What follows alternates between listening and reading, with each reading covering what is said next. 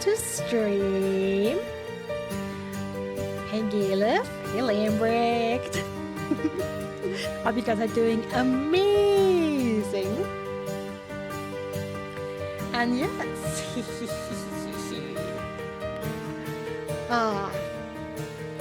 Yeah, new game today. Look at that. Streaming 2 days in a row, unheard of. Lambert already knows about this game because we talked about it a couple of weeks ago that the Peace Angels and me absolutely need like a chat group on Discord, and we have one. And I basically discussed new game ideas because this was something I had in my mind, but I have like 10 other games that would also have been potentially fun. But yeah, this one looked really interesting. It is a detective game on a train with obviously animal characters. And if you have been a viewer of this channel, of the games I play here in the last year, which I know Gillivan now, when I say these 3 phrases, there should be 2 games that come to mind, which were a lot of fun. So yeah, we're looking for salamis and love letters and ways to break the game. And to figure out what the hell happens on the last train to Clawville. On that fateful first night on the Clawville Express.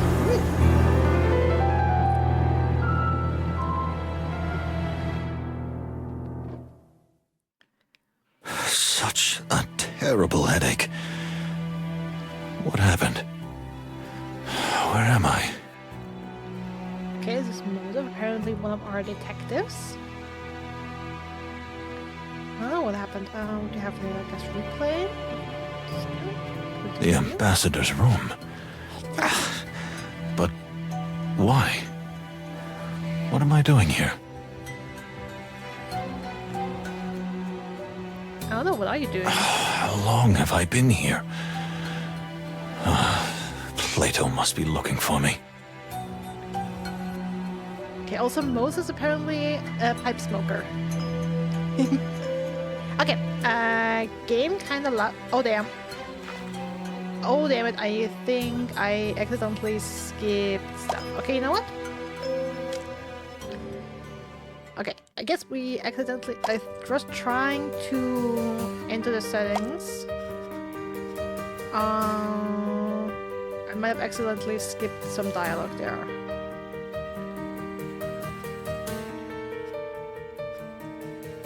Ha ha ha ha ha ha. Ha ha ha ha ha. I hope this is better.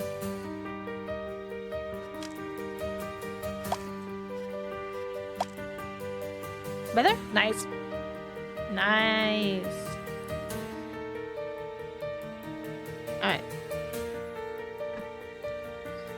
So, I guess let's start a fresh game. Since we're just in the beginning. That fateful first night in the Clawville Express.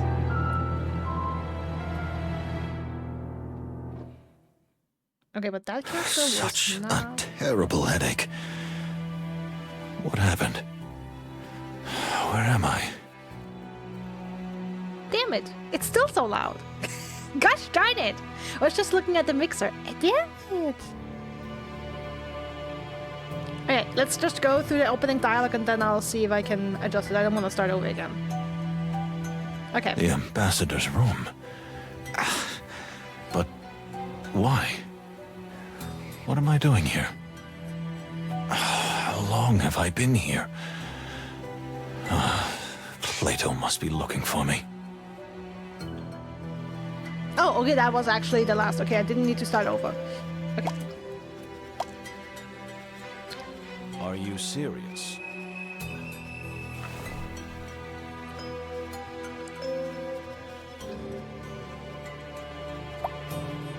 Oh, there.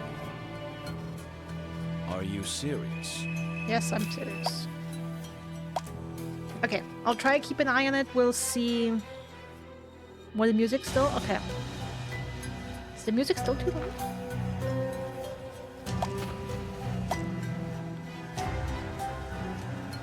thing is, the music is already so low. Are you serious? Okay, let's try it like this. Okay.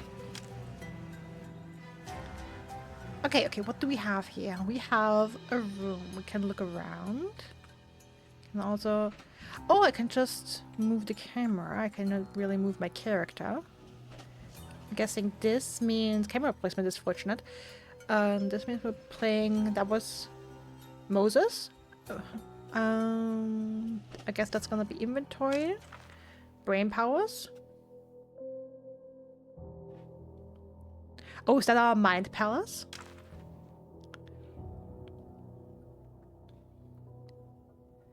Oh, it's the characters we meet. Okay, Plato, Manuel, Palladius. Pallas's cat. Autocolopus Manu. My loyal companion and friend Plato.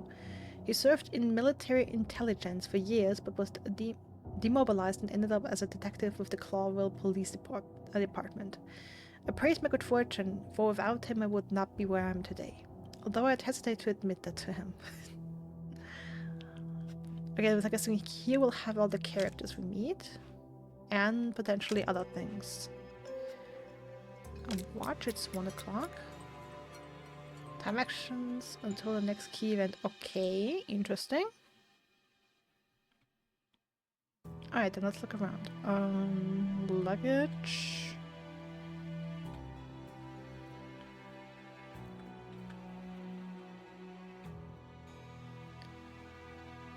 Oh!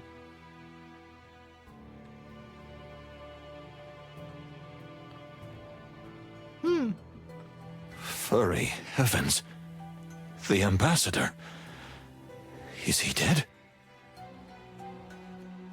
And what might this be? Is this a gun? Hey, what's going on in there? Who's in there?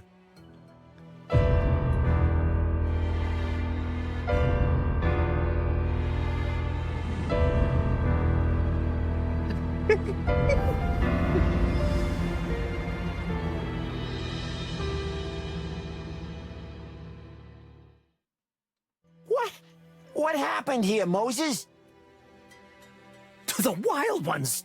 You killed the ambassador? Oh, it's all like that. Because I love furry heavens is quite the explanation. What? What did I do? Also the goose saying, oh, by the wild ones. Hey, calm down. Moses got here first, didn't he? That doesn't mean he killed the ambassador, am I right? Mm-hmm. You tell him, girl. I think so. Oh my god, how much I love the character design already. Do you think or do you know?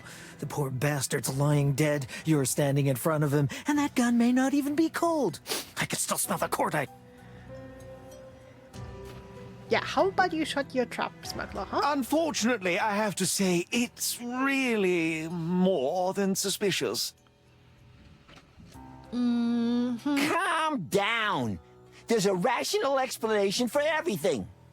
Moses and I are respected detectives of the Clawville Police Department, whose job it was to protect the ambassador at all costs. Well, in that case, you didn't do your job very well.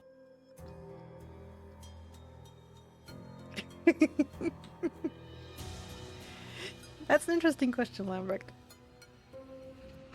I don't know if I would like it better if the animals were different sizes. I feel like I kind of like it like this. But I see your point. Furry heavens. Also, It's all over. Peace is over. you're not furry. But I guess if everyone uses the exclamation, it makes sense. There will be war. No, Rosie! Welcome in. Enough. Everybody calm down. Hey, Cam. Moses didn't do it. Oh, yeah! Oh my god, I love the rage. We can't say that. What? What did you just say? Moses? All humans in fursuits, so no size difference. Ooh, that's actually a good point, Catilla. That's a fantastic point. I don't remember the events of the last hour or so. I was standing over the body. I don't think I could ever do such a thing, and I abhor firearms, but still, we can't rule out the possibility that it was me. Has everybody gone mad around here?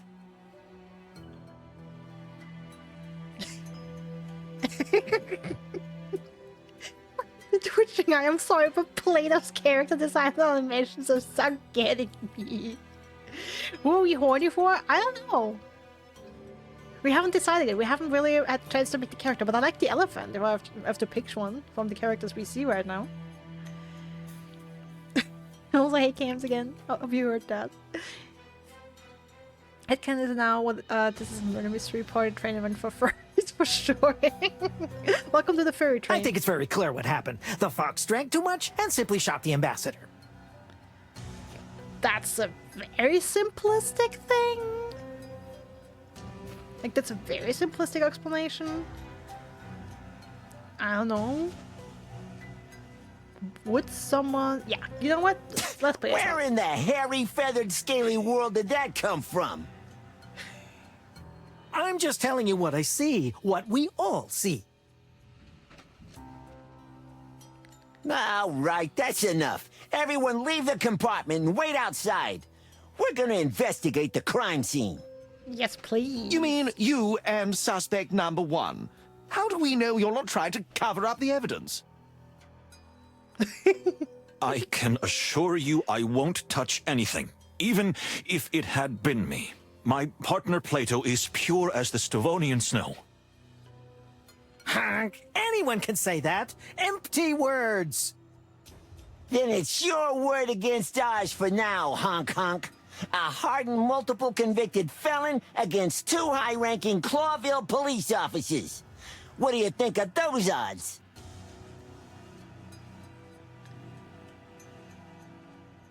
Also, I wonder if Galef has anything in defense to say for his fellow honker. What? But this is police brutality. No, it's an abuse of common sense, honk. A spider! That is uncanny, okay? If I may, ladies and gentlemen, as a representative of the Clawville Express, I have to say, right now, we know only that we don't know anything. Okay, I love it and I hate it in equal measures. Like, I love the bushy mustache, but still the eyes are creeping me out, and just the fact that it's a spider. I'm sorry.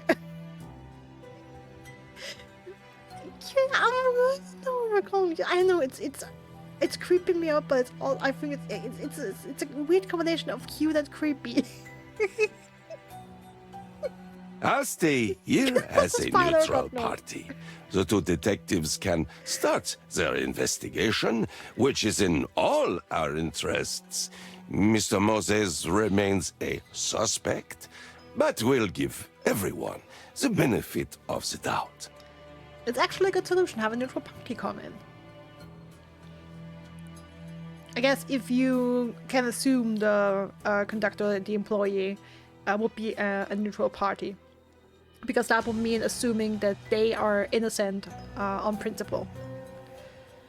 Like, he could be the murderer for all we know. Wonder when my roommate spiders after doing okay. Thank you, Pierre. Please, everyone, I hope you agree with that. His hands are clean, most of them at least. Also, what's the name Pierre? I hope we get proper names for all the other characters. Honk. Very well. But you know this, Moses. The truth always comes out in the end. No shit. Yes, it always does. Then we have a deal. Everyone but Pierre, out. Whatever. Good heavens. Everything's going to be all right, isn't it? Okay, she's an assistant. Whose assistant, though? The ambassador's assistant, potentially? I mean, he was White Tiger. She looks like an... I'm just going by the markings. Indian elephant? Was he an Indian ambassador? I hope so, dear Fanny. I sincerely hope so. I hope we get the names also shown, not just the occupations. Like with Moses and Plato. Also, I mean, you can have Fanny, in brackets, assistant, hopefully. Well, this journey took a rather dark turn pretty quickly, right? Oh, I'm sorry my scriptwriter's not here. Gentlemen, enjoy yourselves while you can. We'll be watching you. Alright. Dead body. Okay. What do you have now? Inventory. Yeah, that's the inventory. The murder weapon? Question mark. Use is yeah, sure, let's use it. On the body. Yes. Let's go again. This is the murder weapon, no doubt about it. And I had it on me, which is, well, more than disturbing. I need to know all about this terrible tool of death, no matter how much I despise weapons. Oh, I wish this stuff was voiced as well. Well, he's already there. It doesn't hurt him to shoot him a second time. Like, it's not like it's gonna do any more harm. Okay, murder weapon. Question mark, yeah. Because... This way I didn't do it. Hey! If I shoot someone who's already dead with the same weapon they were killed with, I still didn't kill them. I may have shot them with the murder weapon, but I didn't kill them. Semantics. And chronology. It's a pretty standard looking pistol. Although I have a personal loathing of firearms, so it doesn't say much to me. Maybe Plato knows more about it. After all, he served in the war. Oh, right. Yeah, I mean, it looks like a little banked up, like the handle. I don't know much about firearms either.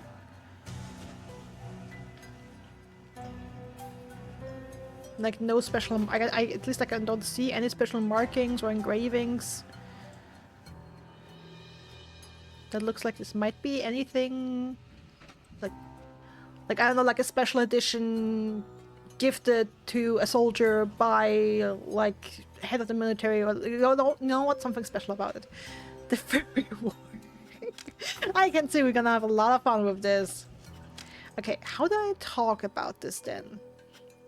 Do I use it and then turn around? Okay, how do I talk with someone about an item? Okay, in my brain, what do we have? Still only Play-Doh?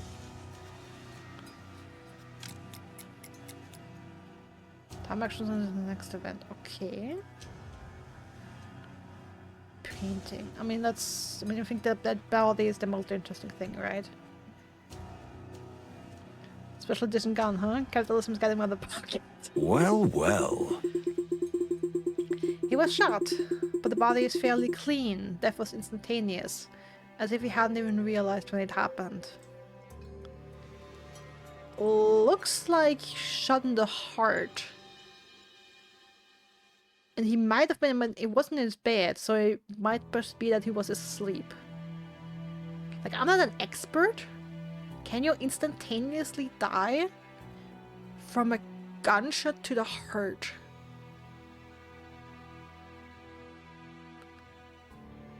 Like, my very mediocre medical knowledge would say, even if the heart stops beating, you wouldn't necessarily die instantaneously. Would still maybe have a minute or so. Well, the blood maybe still circulates? But if you're asleep, we're probably, I mean, the question is, would you wake up? So, yeah. I mean, say earlier, but I like the art style. That as well, yes. Lovely art style. Wait, you to blame? You gave your love a bad name? What?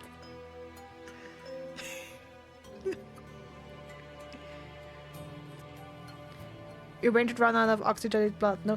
Yeah, but the thing is, would it instantly? Again, very mediocre medical knowledge. Like, I'm getting a... I've been having a headache all day. Let's not ponder too much. Let's see. Tiny gunshot wound. A little blood, no splatter, small caliber. Smell of gunpowder and blood still lingering in the air. Okay, tiny caliber.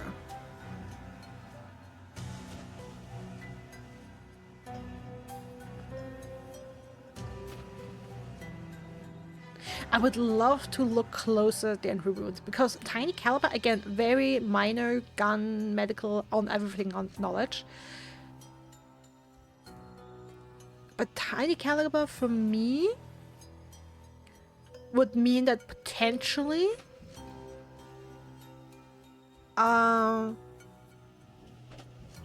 the killer would have needed to be really close for that shot to properly land and go through multiple layers of clothing. I would like to inspect the wound closer and see if the gun was potentially like really pressed to his chest. You think what happens? Your blood pressure goes to 0 instantly and you pass out and then die. Oh, okay. So it says a mad question when you die versus when you last time you were conscious. Dr. Lambrecht. Lambrecht's technically a doctor? Okay, that's news.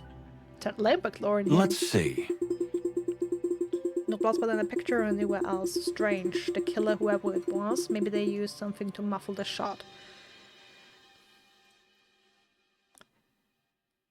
Oh yeah, I'm thinking the gun potentially just directly pressed to the chest. Bloody hand? Oh, bloody hand!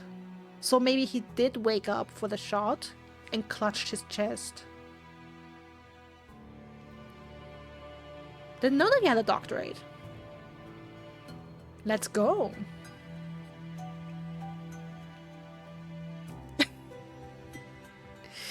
I mean, technically I'm not alone. And I mean, we had in the cutscene that our partner, Moses?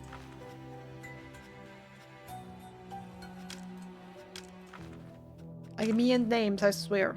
No, Plato. We are Moses, our partner is Plato. Plato and Pierre, the train employee, will be there. Go piss, doctor. Okay, we have a bloody hand. The hand is also bloody. That's interesting. I don't see any blood soaking through his clothes. I see a little bit. Maybe he was reaching for the wound after he was shot? Yeah, that would be my assumption as well. Okay, what else can I look at? The painting.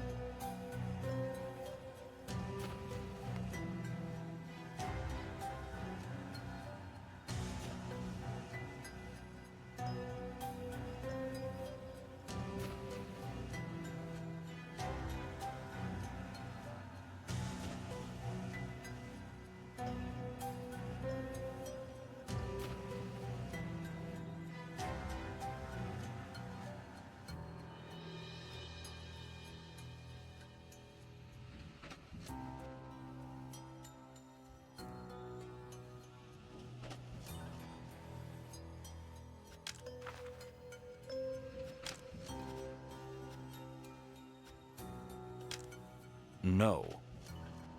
Yes.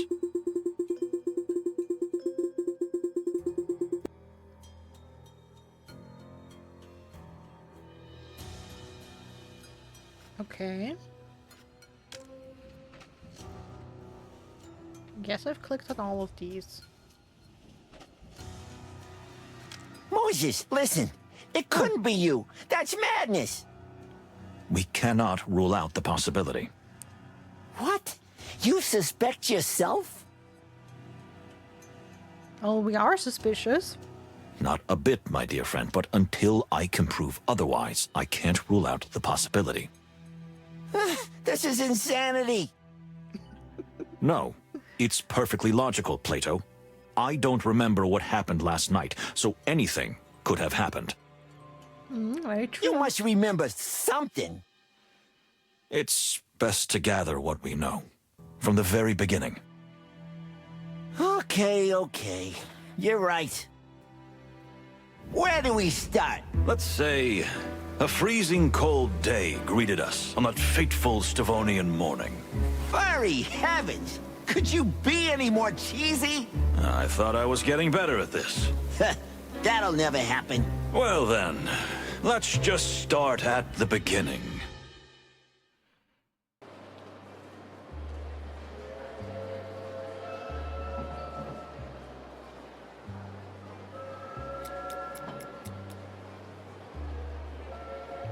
Key rank reached, okay. The jaloping impression, no idea who jaloping Well, is. here we are. I'm gonna freeze to death.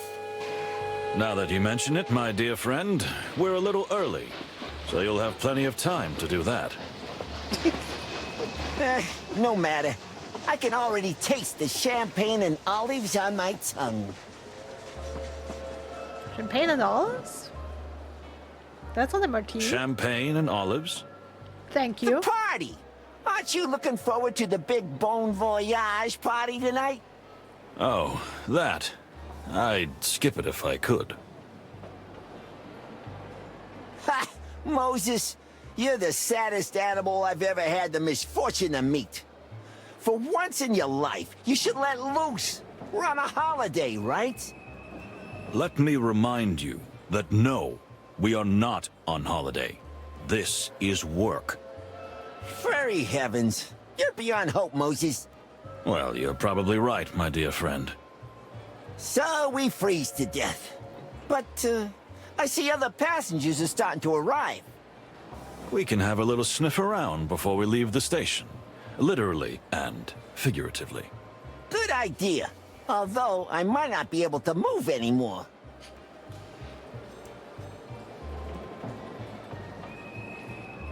Okay, new items. Old pocket watch. Oh, that is. My pocket watch, which was my grandfather's. It never stops for a second. Neither does a good detective. Oh, a secret found. Well done, you've unlocked a secret clue. AW means Alphonse Wildflower. He was my grandfather and I inherited this wonderful pocket watch from him. Unlike my father, Alphonse valued the time he was given.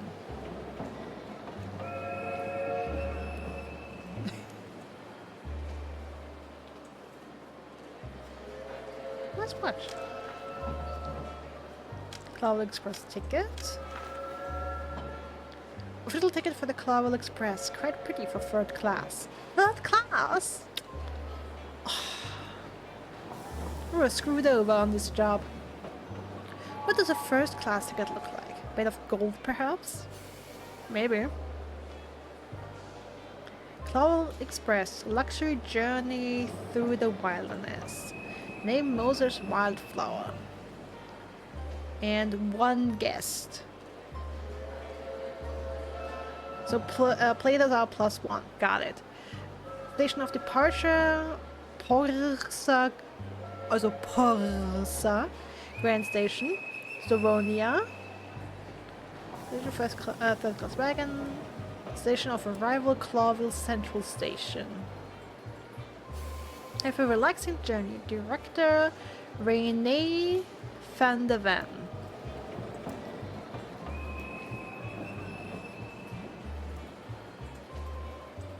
Nice.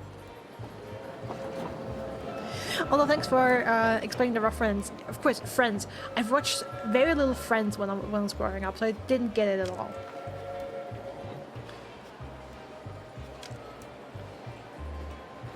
Okay, what's this now? Oh! Character actions. I can sniff, see, or potentially hear something. Oh, nice. Time actions until next event. Okay. What are time actions? What a glorious machine, huh? A true modern wonder. Is it? More like a monster. I can't wait to see first class or the royal carriage. Don't get excited, Plato. We'll be in the last car. sad. How is it that we have to protect the ambassador, but we're not staying in the same car as him? Who organized this?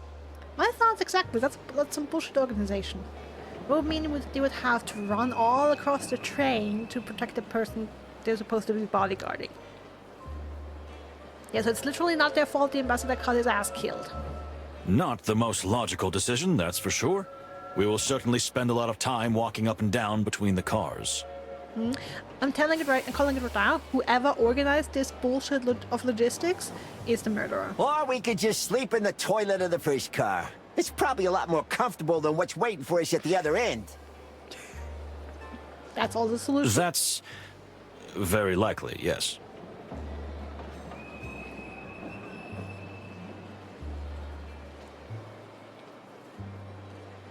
If you're sleeping on the toilet, are they sleeping on piss rock? Speaking of which, you're a Manul, right? A palace's cat? Shouldn't you be perfectly fine in the cold? I've never told you about my cryophobia? My unnatural fear of freezing? The amount you usually talk, it surprises me too, but no. You never mentioned it before. Well, it was because of the war.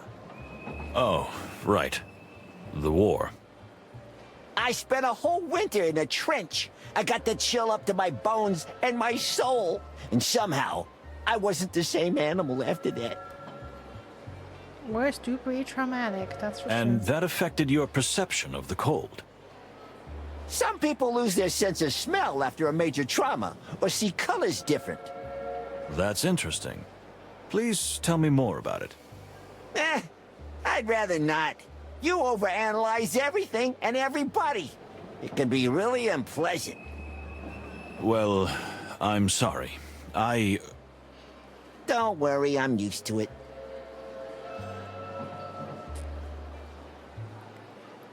And I already adore the character dynamic. Well, well.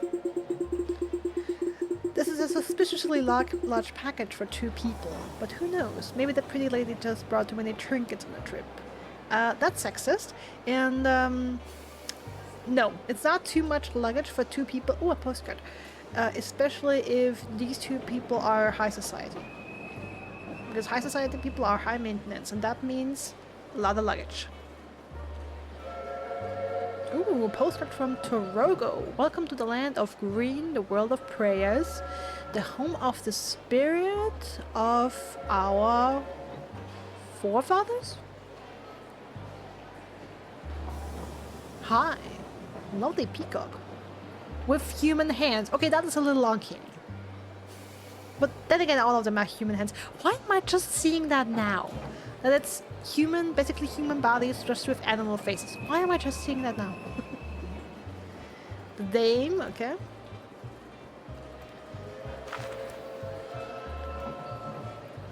Well, well.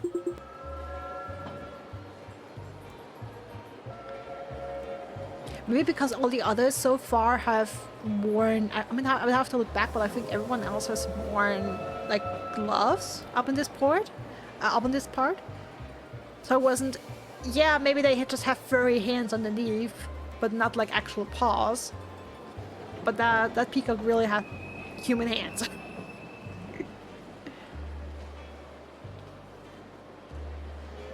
that band look is so good. No, I mean, it's... it, like, properly clicked. It clicked differently now. It clicked one way before, and now it clicks different. It's a different click.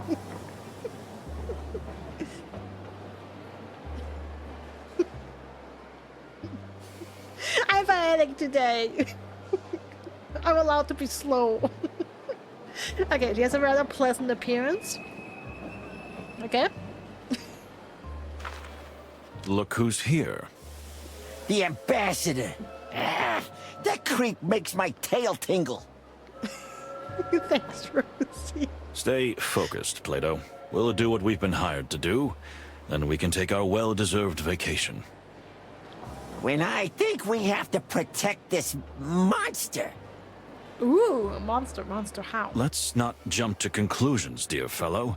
You know rumors are sometimes just rumors. Also, of course, I haven't mentioned it, but this whole story is, of course, gives me Murder in the Orient Express flashbacks. Tea! Get ready for some hot steaming tea.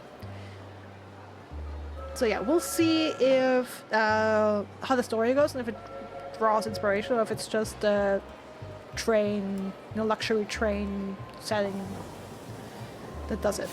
These aren't just rumors, Moses. They're facts. We have a job to do, and we're going to do it. All right? All right. Yeah, all right.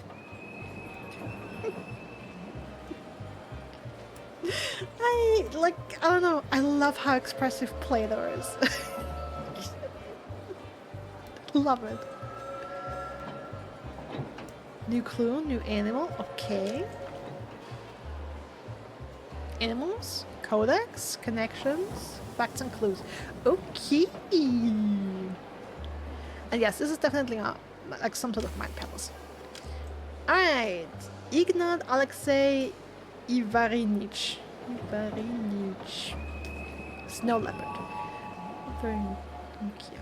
Ambassador to Stavonia, pursuing peace negotiations between the colonial empire of Clawville and the United Republic of Stavonia. We have been entrusted with the task of escorting and protecting him, which is a great honor. However, his past and character are rather questionable. Questionable, you say? I mean, he looks like a highly decorated military man. No idea what rank, but I see a lot of medals there.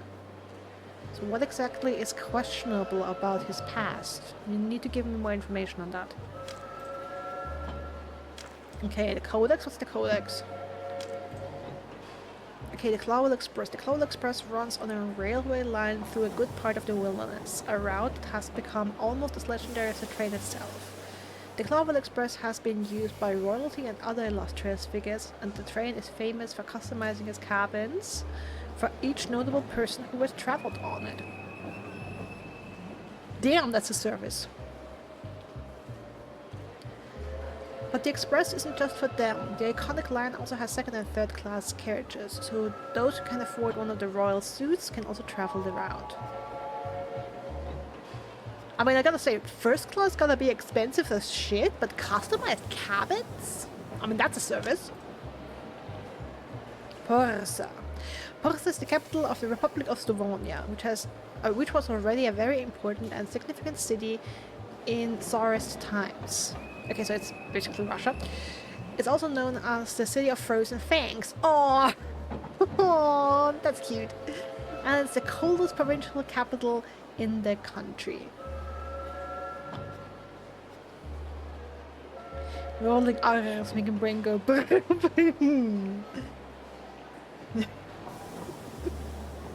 Parsa. Okay, how to use. Characters you've met are on the left. Drag the one you'd like to connect into the main area. Connections.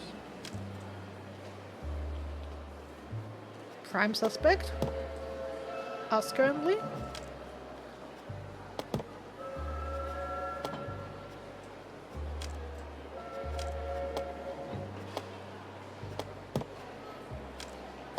Okay, I guess I don't have enough stuff for connections right now. Maybe, potentially. Facts and clues. Why the last wagon? Why are we there? Missing something? National tensions. Ignat's dark past. Ignat's past is rather murky, having served as a high-ranking officer in the colonial Tsarist forces, including in the Torogo colonies. Oh, okay, that's probably why we found the postcard of Torogo. It bothers me how the Porsa sign at the railway station was spelled, considering it's in fictional Russia. The mirrored R is a Ya sound in the Cyrillic alphabet. Instead of Porsa, the sign is basically Poyasa. I was struggling to read it so bad because I didn't understand what it was supposed to say.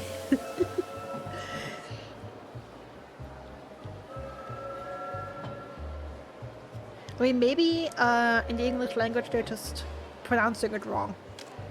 Wouldn't be a first. Okay, then let's see. Okay, we didn't actually pick up a postcard. I wonder if that is... Oh, of course, I can look further up as well. Oh, and I had clues activated. I didn't know that actually.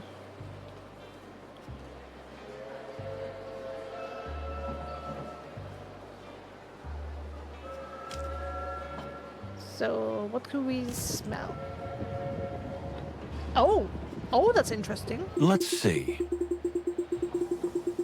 Trains have a distinctive smell. It's a mixture of many different aromas. Metal, oil, coal, leather, and many more.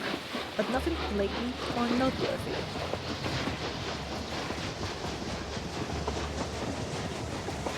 Out here sniffing. Yeah, we are out here sniffing. Okay, what did we see?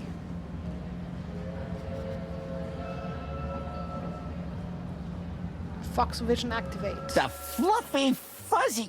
Damn! Quite a tower, isn't it? That could easily accommodate all the members of the country's parliament. Come on, it's not that big. Or an invading army. You got that right.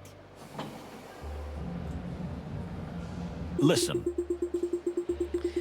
Having to oversee the protection and well-being of the Stavonian delegation is not just a simple task, but also a kind of trust and power play between the two countries of Clawville and Stavonia. Frankly, it's not very uplifting to be caught between two such superpowers.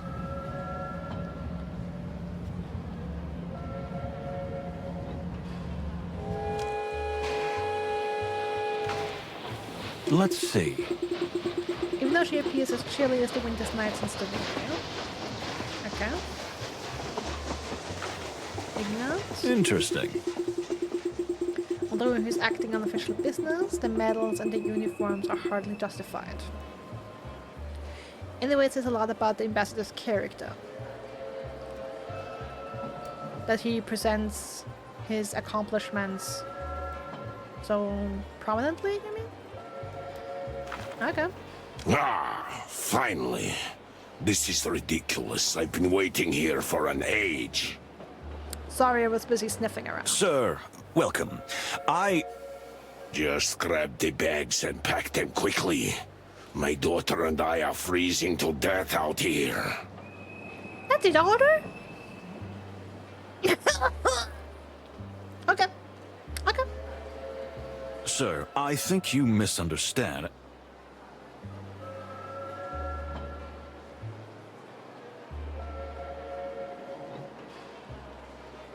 Are they paying you to talk or work? I am at my wit's end here. Can you believe it, my dear? Leave me out of this. Dear sir, I genuinely think there's been a misunderstanding here. Just take our luggage and load it while I'm in a good mood.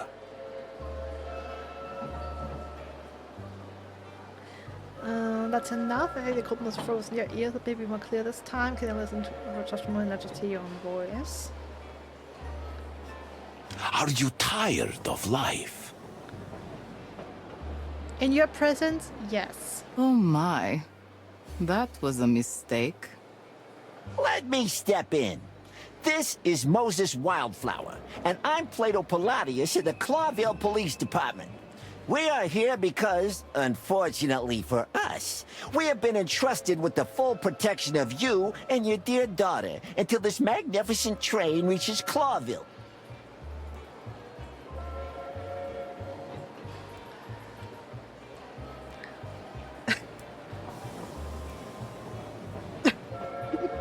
Okay, so just because Lambert, I feel like you're coming from me,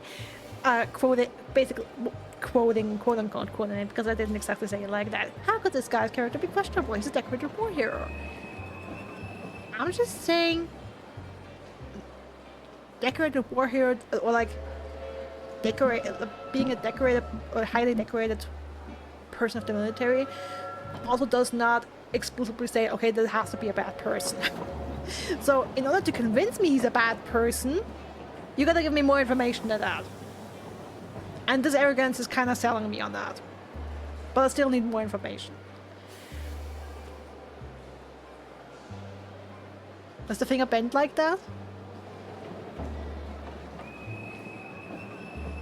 Good question. Is that so? Well, why didn't you start with that? Because you weren't listening. We tried, but it must be the noise. Whatever. So you're in the service of the Fox King, huh? Very well. Then I'll see you at the party soon, yes? Okay, so Clawville is ruled by the Fox King.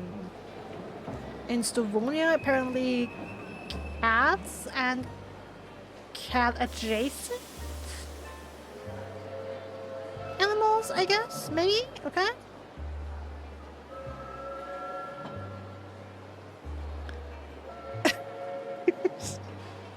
Focusing on fingers. In fact, I think we'd rather...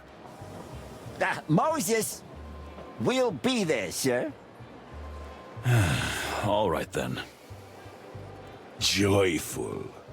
Until then, gentlemen. Porter! Where's the bloody porter? Keep your voice down. My head is splitting. Same, darling, same. Interesting. Okay, interesting that this isn't voice acted. So we found some interesting facts, indeed. I'll leave you to wander around in your little mind garden. What? How do you know about my garden? You took an awful lot in your sleep, Moses. If you had any idea what else I know. This is terribly embarrassing. Yes?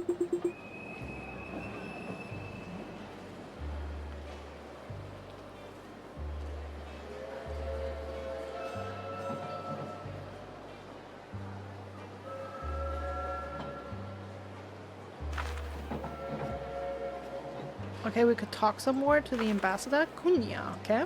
We have a name now.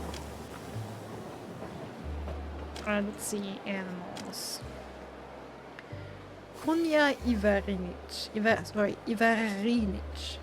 And that's no leopard. She's the daughter of the ambassador Ignat, who is clearly on the trip out of sheer necessity. Out of sheer necessity, although I have a suspicion that there is another reason for her being here. In any case, she is a lady of noble breeding and a tempered but rebellious spirit. We shall have to watch her carefully.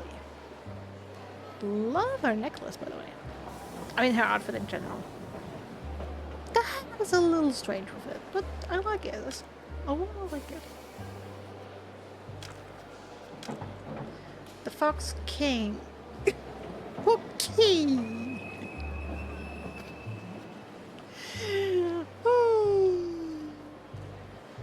Yeah, that doesn't look silly. Hector III, or as most animals call him, the Fox King, is the third member of the Floix dynasty. Although Clawville is a small state, its king is amongst the most influential animals of the wilderness, not because of the city's actual importance, but for riches of its faraway colonies.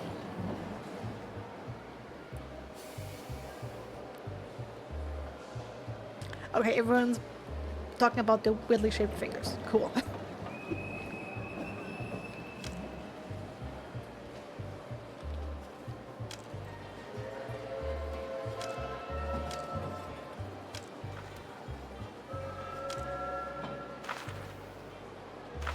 Okay, then I guess Do we'll not talk some more. bother me. Ask my daughter if you want to know something. You people give me migraines. I beg your pardon? Don't take it personally. I can't stand coppers. In any shape or form. Ah, I see. Well, the feeling is mutual. You're just kidding me, yes? Oh, of course. I wonder if Plato particularly dislikes the ambassador because of his military history as well.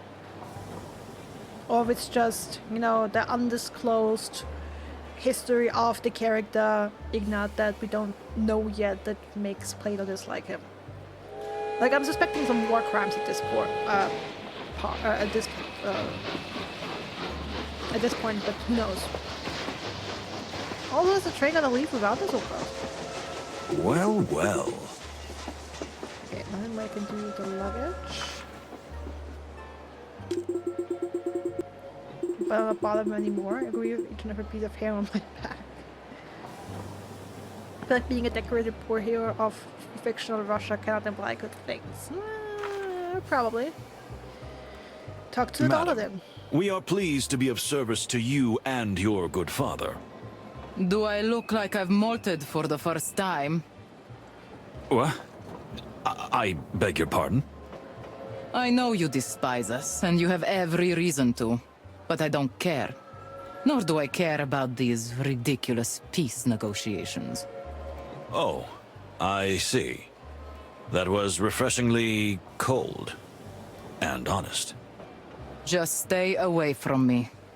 Or at least keep your flattery to yourself. You know what? You're really a little... Be nice, Plato.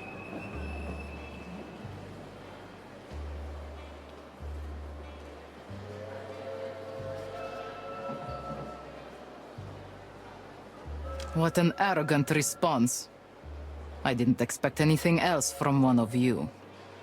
Good day, gentlemen.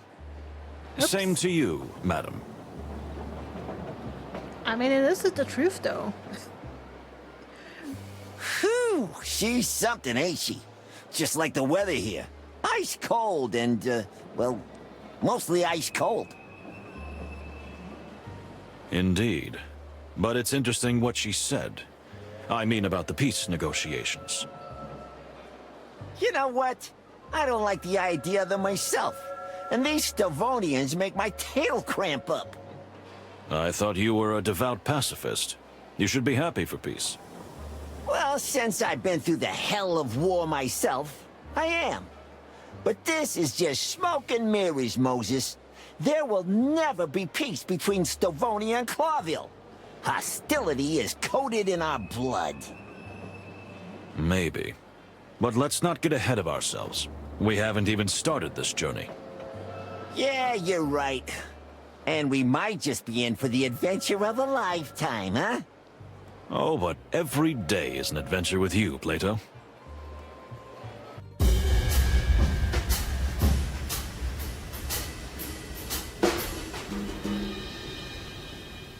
Oh, the next two people? More and more passengers. If you want to know more than animals are willing to tell you, use your refined senses, Moses. Remember what you've taught me. You're in a rather educational mood today, my dear friend. I could almost call it lecturing. You'll thank me later, Moses. Believe me. If you say so. The actress and the actor.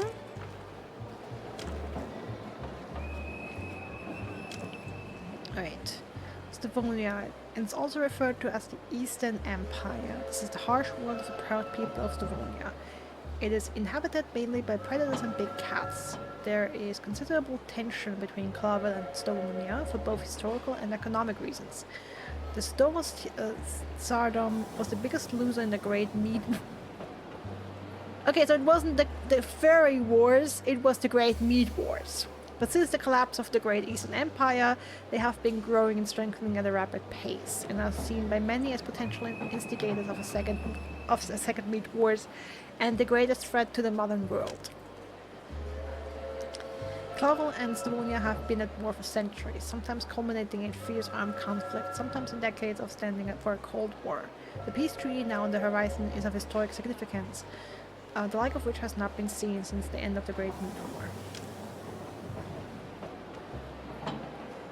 Alright, Clawville is a city-state, the center of the Clawville colonial empire, and one of the most important and influential cities in the wilderness. Its century-old conflict with the Republic of Stavonia may soon be brought to a close by a peaceful agreement. Why would they call them the Meat Wars? Maybe we'll figure it out.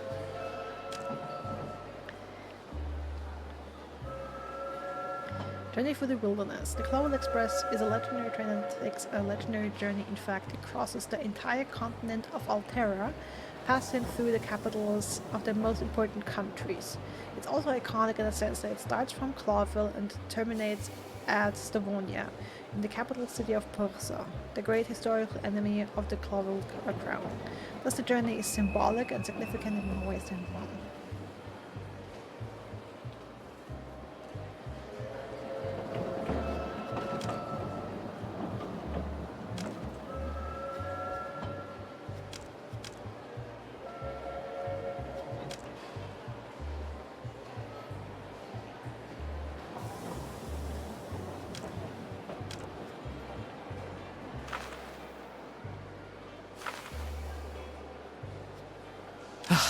This cursed weather.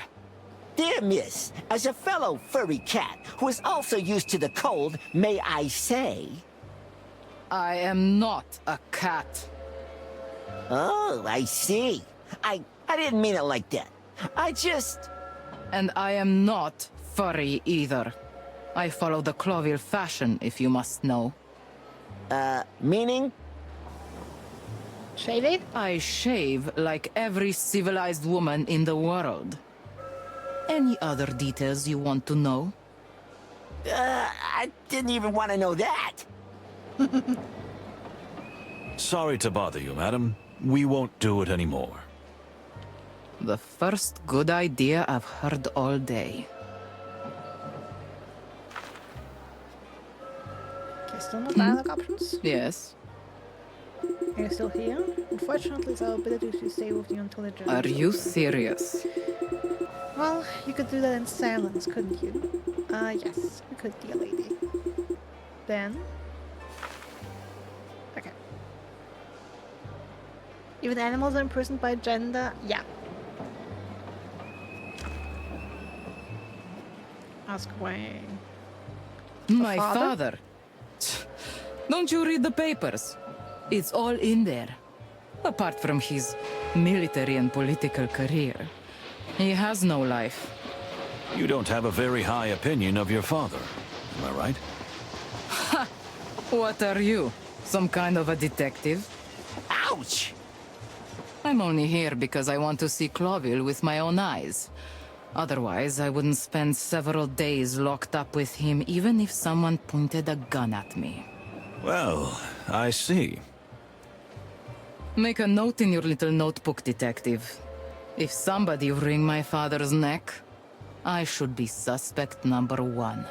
That can't happen, miss. That's why we're here. Ah, yes. What a shame. Okay.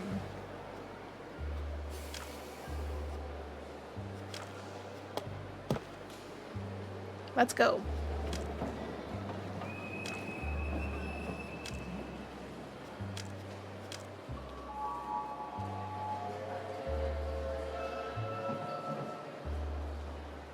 Nice guitar.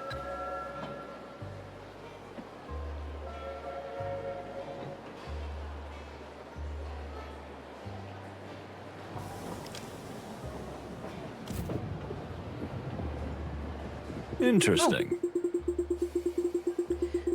They had extremely strong and intoxicating perfume around them, almost as if they were trying to hide something with it. Interesting. Stop staring at that woman. Oh! Oh! Staring at Kunya? Look What at the woman? tail. Look at the tail. No. Did you see that tail? Did you see it? You saw that tail, right? Right? Yes, you are. You were looking at that cat. Stop it, it's humiliating. It's not a cat, it's a panther. Oh yeah, oh yeah, oh yeah. And that's an excuse. I swear, I wasn't staring, sweetie. No, you know you were. I thought you were over this cat thing. Oh, he's clearly not over it. Stop staring at that woman. Okay. I was hoping maybe we can get two different tricks to like there's more than one dialogue you can listen to. Okay. Ask him about his My daughter. daughter, spoiled little brat. But I suppose that's mainly my fault. Self-reflection, maybe? I don't know, hints of it? Ah, come on. Don't blame yourself. If you want to know more, perhaps you should ask Her Majesty. I don't have time for this. Thank you. We will, sir.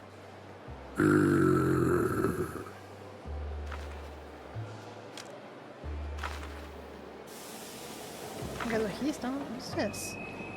Oh, that may be arrest. The last button, yeah. Maybe arrest if we think someone's done it. Okay, we have the actor and the actress. Interesting. She looks like an interesting lady indeed. Somehow, she seems out of place. Yeah, isn't she cold? Yeah. He looks rather familiar. Yes, I think I just saw him on the train. You mean Cassidy Lupus? The Silent Wolf? Cassidy Lupus. The what and who? To my bushy tail, you really do live in a cave, don't you? So he's some kind of movie star. The movie star. Uh-huh. And the young lady? Cassandra Ruby Faye. A real up-and-coming movie sensation. They're predicting a big future for her, although the tabloids say she's a bit unstable. Sorry, games. Interesting. Interesting indeed. And quite lovely, too.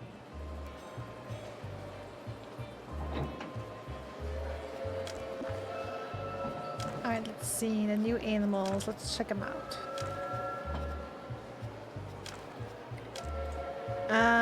Cassidy Lupus, a grey wolf. Cassidy Lupus is a famous film star whose presence is apparently impressive to everyone but me. He's a real show-off, but I'm told he does show off his extraordinary acting talents at times. We'll see. As well as how many of the things he tells us are acting. Cassidy and Cassandra, yes! Cassandra Ruby Faye. Cool.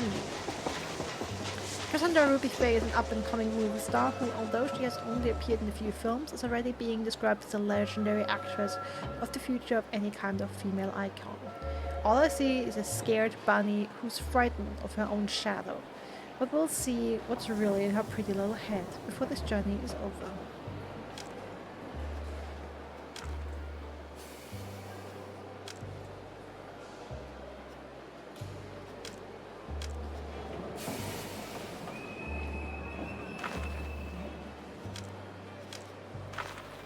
Excuse my rudeness. My name is... Oh, come on. It's no problem. What can I write? Who will it be for? What? No, I don't... Then simply Cassidy Lupus, star of Silent Wolf and The Loudest Howl. Here we go, darling. Silent Wolf and the Loudest Howl. I don't want to say it, but that sounds a little bit like porn. But I... Don't thank me, friend. It's nothing. My pleasure. Well, thank you. Hey, mister! Yes, little... thingy? Little what?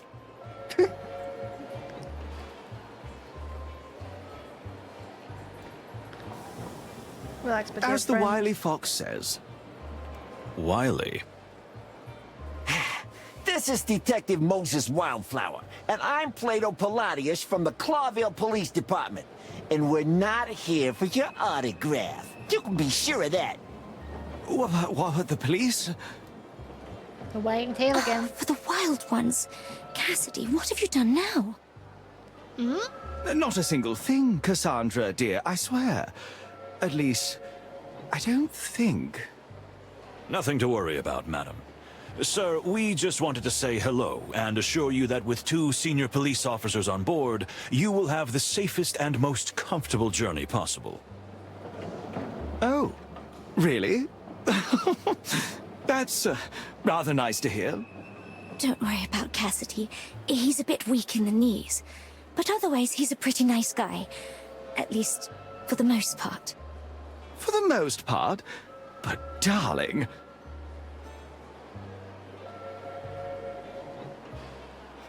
New item? Oh, an autograph, okay.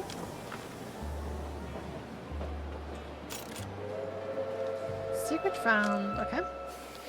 An unwanted autograph from Mr. Cassidy Lupus. The handwriting shows that he has scribbled his name a million times before. The signature is well rehearsed, but his hand seemed to tremble a little when he wrote it. Was it the cold? Or maybe because we are police officers?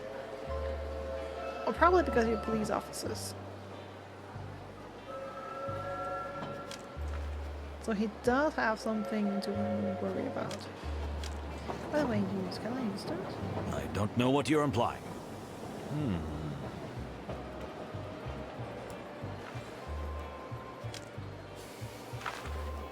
Forgive me for the autograph fiasco.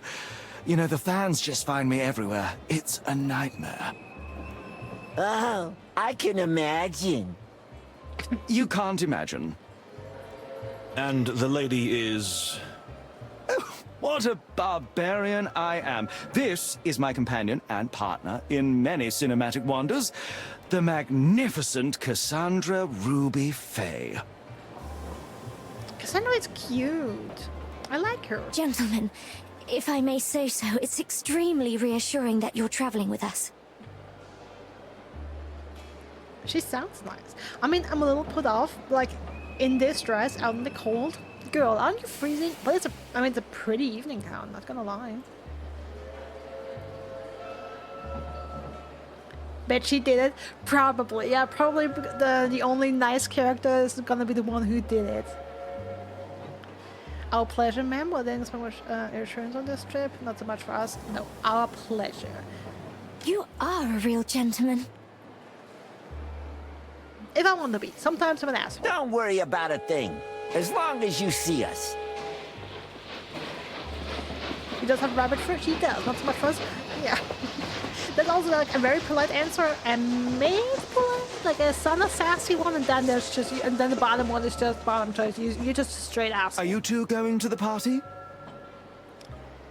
Oh yeah, we're planning on having a lot of champagne and olives. I regret to say that we probably will. Oh, not a socialite. Love Moses. Yeah. That's wonderful. See you there, madam. Sir? Okay, we can talk to Cassandra. It's awfully cold here, isn't it? Ooh, yes, it is, Cassidy. That's a pose, by the way. I'm sure you'll be nice and toasty in your cabin. Plan on not letting the third class ticket. Tell me, where are you two staying? Up front? Well, we're officially in the last car. The... what? That's horrible. Want to switch? Honestly, we were a bit surprised too.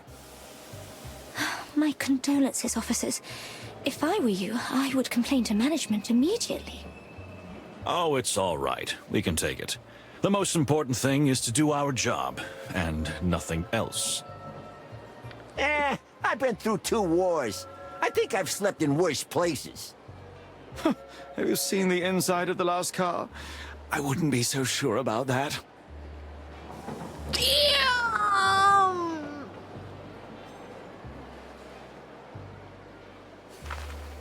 Listen. Oh, he's turning away again? Dear sir, what? Yes? I beg your pardon? What?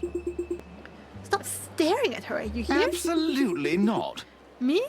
But I'm not. We'd better stay down, this is music. Okay. So the last dialogue option we have is never voice acted. It's unfortunate. Like, I understand the limitations games sometimes have sometimes, like with money restrictions and budget and stuff. But if you have voice acting, can't you just voice act all the dialogue options? Please. Believe me, he's not so horrible. Just a little disorganized.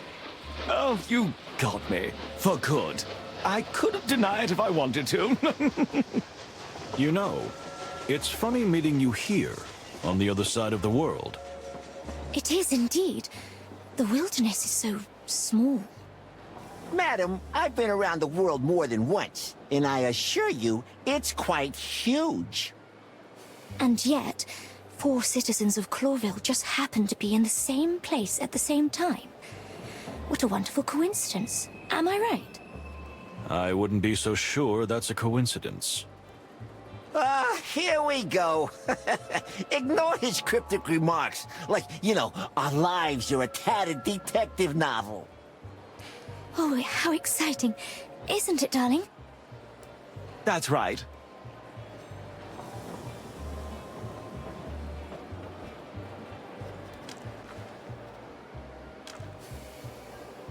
Okay. Winter of the century? How did we get that? Weather experts say that this winter will be the coldest in Stavonia in a century, which is significant because Stavonia is not called the land of eternal winter for nothing. Okay. The wilderness? We call the known world the wilderness, where a civilization of intelligent animals lives and thrives. Much of the world is now truly recognized as modern and civilized, but there are still remote corners where animals are mostly wild and live by the old beliefs of the food chain.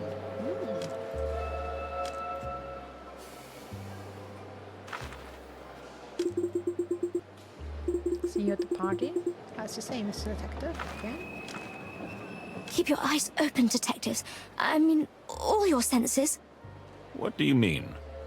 Oh, I don't mean anything. But it seems a strange bunch of people are gathered here. My ears are itching, and that always means trouble. We'll keep an eye out, madam. You have my word. Live by the old belief of the food chain, says the civilized society that participated in 2 meat wars. That's a really good point, Lambert. Oh, you seem to have stepped out of another age, my dear detective. Yeah, tell me about it. He's a living fossil.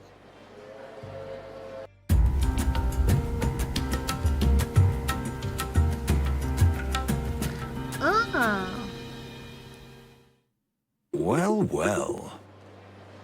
Even more passengers. Okay. Let's do this. No surprise, the train is about to depart. Are you ready for the journey, Moses? Me? My dear friend, I'm always ready.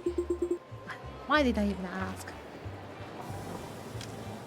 We were born ready.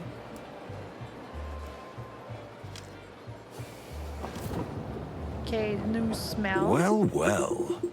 Unfortunately, I almost can't smell it. What a shame such a beauty is being locked away like this. Okay, not a flower I recognize, but I'm sure we're gonna be told about it. You can look. Let's see. It's a wonderful plant, I must say. The color is very distinctive, but I don't know where to put it. Is it a Malvaceae hibiconia? People of Torogo. Oh! Uh-oh.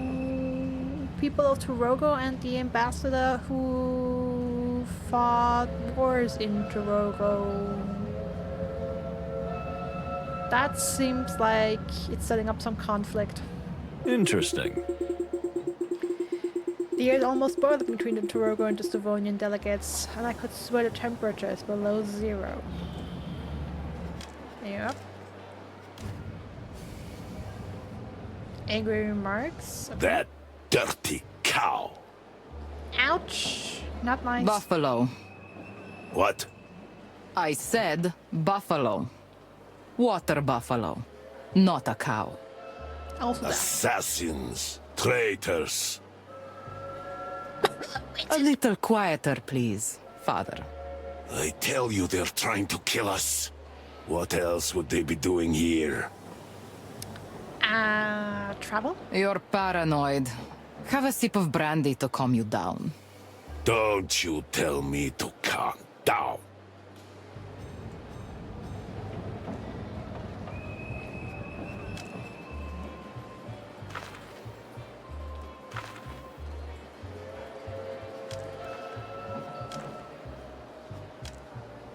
Ignat's paranoia.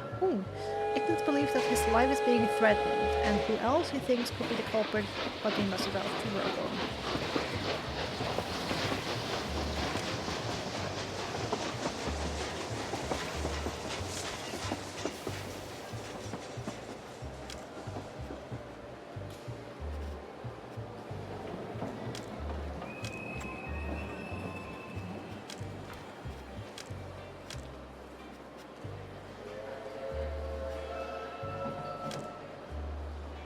Beg your pardon? No. Are you serious? I don't know what you're implying. I'm not sure, like I haven't really worked with objects yet, so I'm gonna see how this works out. Okay, assistant. Well. Colonial attire, exotic charisma, lofty bearing, I can't deny I'm intrigued. And... Look who just arrived. Well. Must be a high-ranking official from the royal colonies. Interesting. Load of interesting folks gathering here, huh? He's probably here because of the peace negotiations, like the rest of us. That damn treaty. Now, my dear friend. What would Chief Inspector Bloodboil say to that kind of attitude? I don't know, his name is Bloodboil, and Plato's blood is clearly boiling, so I don't know, maybe he would appreciate it. You'll never get anywhere with that attitude, Plato. What? Is he a duck? You're pretty good at this voice impersonation thing. Let's file that away for the future. Maybe we need that. Thank you, Moses. It might even come in handy one day. Sounds like the game is setting us up. You really think so? Perhaps.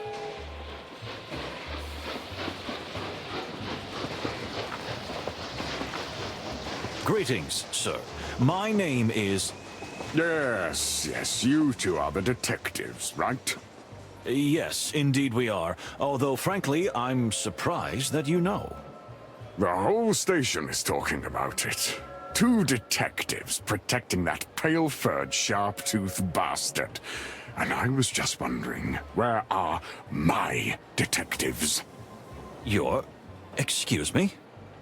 If our beloved king sends personal protection to defend his enemies, like the ambassador of the Stavonian government, surely he sends 1 or 2 to protect his own beloved ally, the ambassador to his own colony. Am I right? Which would be myself. Well, you know what they say, keep your friends close and your enemies closer. You? You're the ambassador of Tirogo? No other. Mujara Panina, ambassador, high priest, guru, and spiritual seer. Busy man, huh? I'm genuinely horrified that you don't know who I am. If I may say so, you speak the Clawville dialect admirably. Please do not change the topic. Although, I do speak with particular skill, yes. I am truly sorry that you have not been properly escorted, sir, but you must be aware of the very delicate relationship between the Clawvillian crown and the Stavonian government. Don't take me for a fool.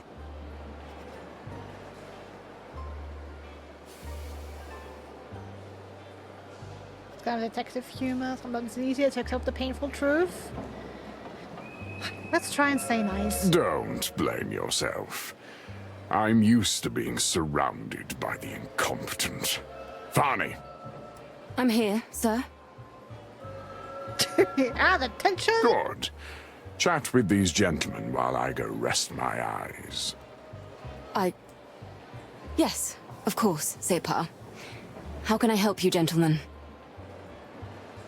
Also the blush? Hello?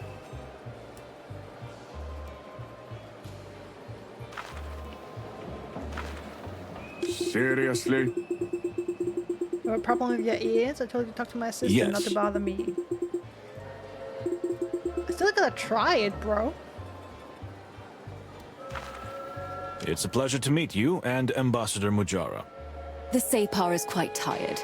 I hope you will forgive him for being a bit irritable. The Separ? Tirogo's religious leaders, who also wield considerable political influence. Very well said. You are highly educated and well-informed, Detective. Thank you, Miss Fanny. You could have boarded the train much later if you're going to the peace negotiations. So what are you doing here on the frozen other side of the world? Unfortunately, that is sensitive, rather top-secret information. You see, Miss Fanny, we are in the service of the Clawville government. We serve our common king. You need not be afraid to share anything with us. I fear that even you are not authorized to have this information, dear detectives. I am really very sorry. It is a most sensitive topic. Well, in that case, that's not a problem. If it's so very, very sensitive, we understand. Thank you, gentlemen. You are very kind.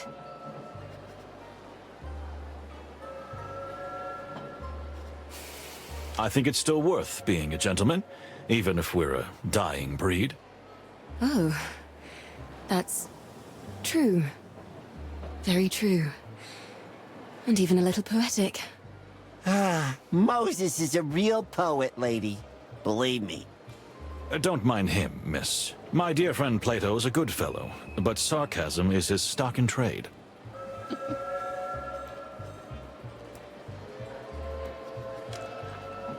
Oh, and the conductor's here. Oh my god, so many people we have to talk to. Okay, Mojara Panina, a water buffalo. He's the ambassador of the colony of Torogo and the country's chief Sepa, which roughly translates as a high priest or main religious leader. He makes no secret of his disdain for Ambassador Ignat and the Stavonians in general, but he also seems to have peace as his top priority. And Fani Tarani, Indian elephant, Ambassador Mujara's pretty assistant, a pleasant and generally very good-natured lady. We don't know much about her, but she seems to keep her hot-tempered boss perfectly in check.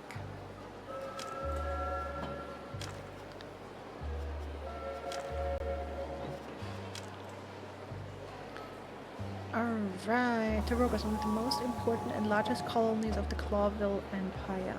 Although the annexation of Torogo was not entirely peaceful at the time, relations between Clawville and the colony have been harmonious for over 200 years. Torogo has managed to preserve its extremely rich and unique culture, religion and customs in the face of external colonial influence, and is still ruled by Sepas, high-ranking religious leaders. Torogo's relationship with Stavonia has been extremely uneasy, as during the offensive against Clawville, the Stavonian army was stationed in the colonial country for almost a decade, during which time the people of Torogo suffered a whole series of extreme brutalities. There we go. Okay.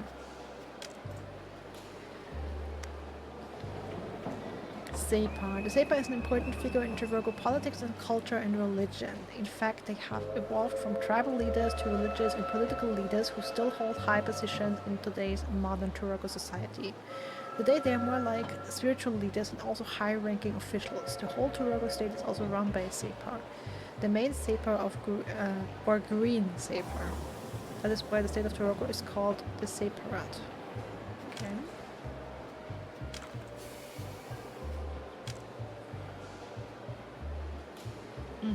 What's he doing in Storm? What's his secret? National tensions.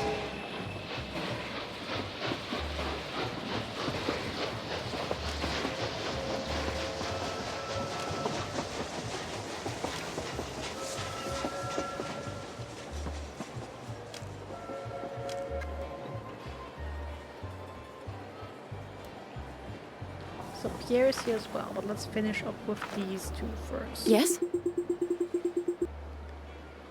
Okay. Please let me know if we can give any further. Of course. Sugar Bun. Do we need the nicknames? Excuse me? My dear partner might say we will. It was nice to Indeed. meet you. Oh, I see. Well, goodbye to you two. I guess we'll see you I'll see you at the party. Yeah, I'm like... One missing for the world. What? What? One missing for the world, miss? Yeah, Plato. Are you serious? Don't do that. That's so childish. What a turnaround, eh? Didn't that fine little lady touch something in you? You mean my heart? No, my dear friend. My heart belongs to Clawville and the crown. No way. Ah, of course. No, that's no reason to look so panicked, Moses. Is that a Malvaceae hippoconia? I was wondering the same thing myself. Plato, please. Do you really know the names of all the flower varieties in the world by heart? And is that even healthy? I'm the perfect example that names have meanings. I am Wildflower, after all. Also, everyone has a passion. And some are more harmful than others. You don't mean the flowers, do you? And also your first name is Moses.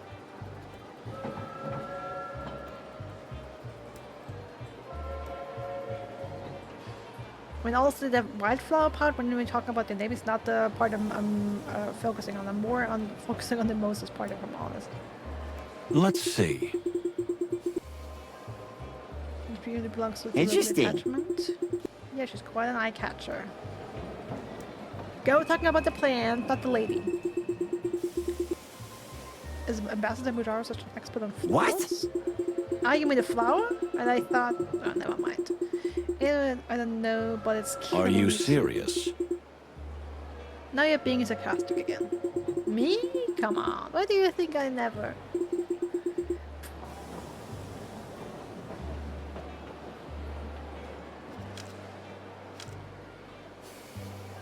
Indeed. Okay, but we cannot ask them about the plant. Okay. Pierre! Let's see. You must be an employee of the Clawville Express. You don't say. Welcome, gentlemen. Detectives Wildflower and Palladius, I presume. Just Moses and Plato. No need for formalities. As you wish, gentlemen. I'm Pierre. I'll be your guide, your helper, and your humble servant on the road. Sounds very nice, buddy. May we speak to your boss? My boss? I mean the one who runs the Express. Let me talk to your manager. Ah, I see. That would be me too, Pierre. Okay, Pierre. We gotta talk, buddy. Oh, really? Look, pal, no offense, but... We in third class unacceptable. How could the train inspector be a simple insect? No. Well, I mean, that's what I was getting at. I really didn't mean to offend you, but it's quite rare. Indeed, it is rare, which is why I feel so honored. And of course, it is a huge responsibility too. In that case, good for you. And congratulations. Thank you. Please enjoy your journey. If there's anything I can do to help, I'll jump to it right away. Yeah, we need a better cat. Huh? You know, jump. Ah, because you're a jumping Jumping spider. spider. Yes, I am. Witty, no? Yes, we all had such a good laugh. But please board the train soon. Most of the passengers have already taken their cabins. We will. Thank you. Ladies and gentlemen, all aboard! About time. I was starting to freeze to death out here. Cassandra, my darling, I'll have you warmed up in no time. Must we tolerate this incessant chatter? Let's board. Slow down, Separ. Don't be in such a hurry. You know your heart. Okay, so all of them are gone now. Just the luggage is left. Door. Okay. We wish you a pleasant journey on behalf of the Clawville Express. Let me know if you need anything. I can be very handy. Huh? Because you have 8 hands. Huh? Oh, yes, I see. Because you have a lot of hands, right? Oui. Indeed. That's not all our sworn enemies that you have a heart problem, boss. Yeah, good move, yeah. Alright, Moses. Sorry, Pierre. No. What do you mean, no?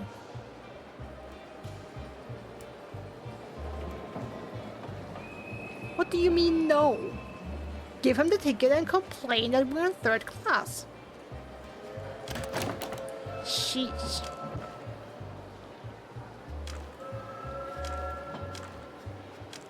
Alright. Pierre Wahlberg, the jumping spider. Pierre Wahlberg represents Clawville Express and is a guide, steward, janitor, and caretaker. He's a multicolored character who can do more than one job at a time, not only because he has 8 limbs. He is bright, helpful, and seems to be completely reliable.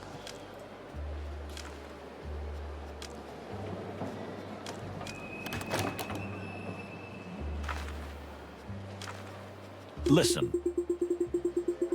Tell me, Pierre, how is it possible that the ambassador's bodyguard are not in the same wagon as the ambassador himself? Indeed. Well, the ambassador's carriage is occupied by none other than the Baron. Apart from the ambassador and his lovely daughter, of course. A Baron? I see. Well, yes, that's understandable. And what about the carriage after that? That was taken as well. And the one after that? Well, taken as well, am I right? Yes. Unfortunately. I see. What? Splendid. I can tell you we're going to have a wonderful trip there at the very arse of the train. No, that's horrible. Please, I'm sorry if this is any inconvenience.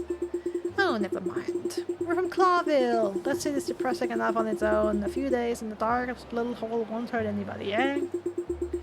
Well, we actually quite like dark, cramped places, don't we, Plato? Because of our species. What?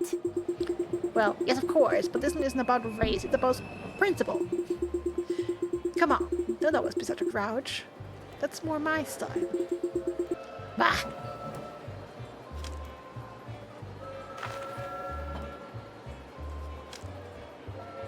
Okay. Seems like that was it, so let's board the train. All aboard! Well, it wasn't that hard to have a little chat, was it? It's a nice way to pass the time. I've already got the worst headache. Come on, you'll survive. So, shall we hop on board then? If we must. Quite strange company we got here, don't you think? And we haven't seen half of it yet. Something smells fishy to me. This Mujara guy and his assistant, not to mention His Excellency the Ambassador and his ice-cold daughter. We're in for an interesting journey, that's for sure. But I wouldn't jump to conclusions just yet. Well, anyway, time to get ready for the party. Oh no, the party. You shouldn't have mentioned. My head. Come on, Chief. Let's get dressed up, have a drink or two, and go to the little rat hole in the back of the train for a good sleep. What could go wrong? Famous last words, eh? For sure. See? You're getting a sense of humor. No.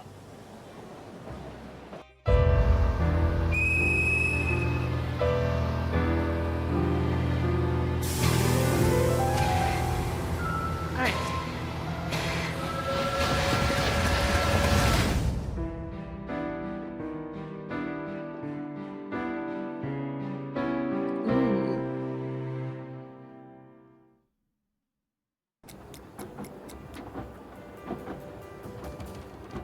Event reached at 6, okay. Let's see. I still have a little time before the horrible party in the luxury dining car. What do I do until then? Explore the train? Who should I talk to? I'd better choose wisely, because time is precious. So, where to next? I think it's worth taking a good look at the train map and deciding wisely how to use our precious time until the party starts. And how much time do we have? Exactly 1 hour, my dear friend. At least, let's say, 4 places to visit? And 4 passengers to socialize with. If we really must.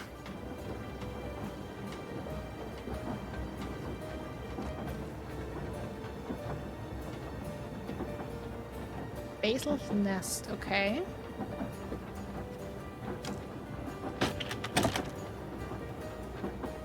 No. There's a reason for me to enter here at the moment. Maybe later, okay? That was only locked.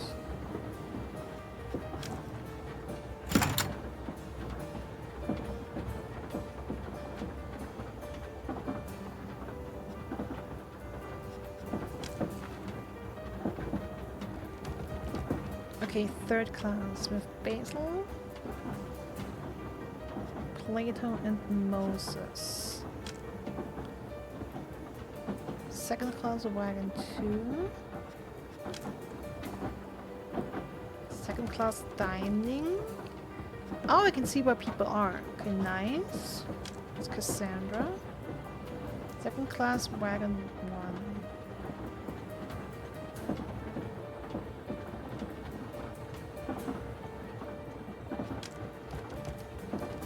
First class dining.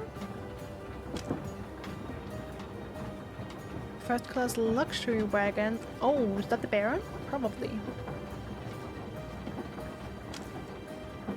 And the royal wagon is locked.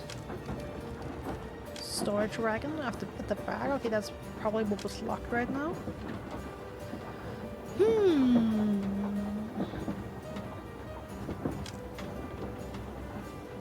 Okay, so there's 4 places I can visit. Is that what you're saying?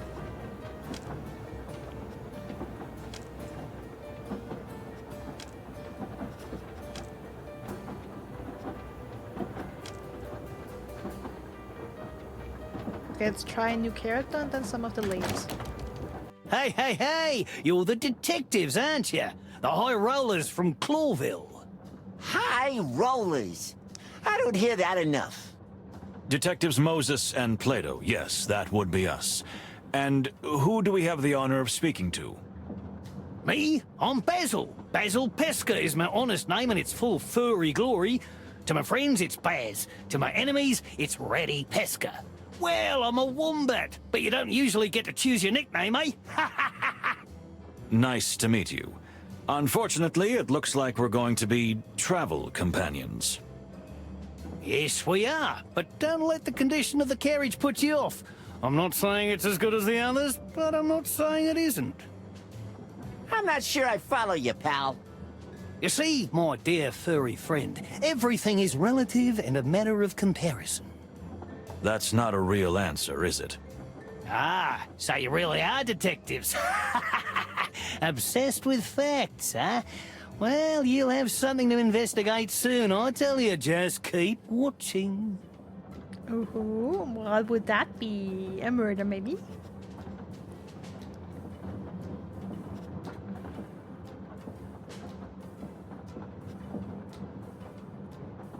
Thank you for the advice. We'll pay attention. Anytime, really, anytime, gentlemen. Well, we should be going, shouldn't we? I'll be here if you need any help, detectives. Believe me, you're gonna need me soon. Okay. Psst. What do you think, Moses? Nervous type, probably paranoid. But we do have to be careful, you're right about that. I got a bad feeling about this guy. He's making my tail cramp up. You've got a bad feeling about everyone, Plato, and please get your tail checked by someone. But how many times have I been right, huh? He who throws a handful of stones at a target must sometimes hit it. Oh, very deep. And true, but let's stop whispering because we probably look very silly. Oh yeah. Okay.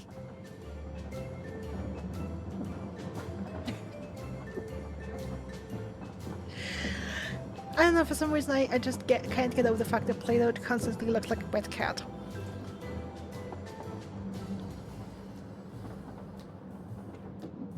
Oh, another postcard. Grassmore. Endless fields, endless sky, you have to be here to believe it.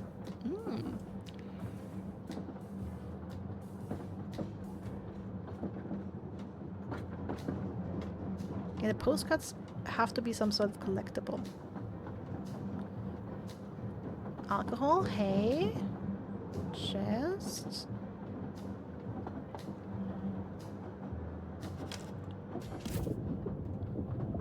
Let's sniff. Interesting. Strangely, despite its dirty and untidy appearance, it has a fairly neutral smell. In fact, I'd say it's almost pleasant. It's lavender, maybe a little orange, a leather bag, and a whiff of an old book mixed in, and a little barely perceptible musk. Okay, Well, hay? well. Do To be honest, I expected something pungent, strong, and pleasant scent. But this is just fresh, crisp hay. What? Yes? Does my nose work? Despite the mess, it doesn't smell anything intense, in fact. I smell a slight mixture of musk and violet. Okay. So some flowery scents going on here. Interesting. Let's see. There's a melancholic, mystical calm that pervades this landscape. Let's see. An old lamp, an old miner's lamp. It looks quite out of place in this environment.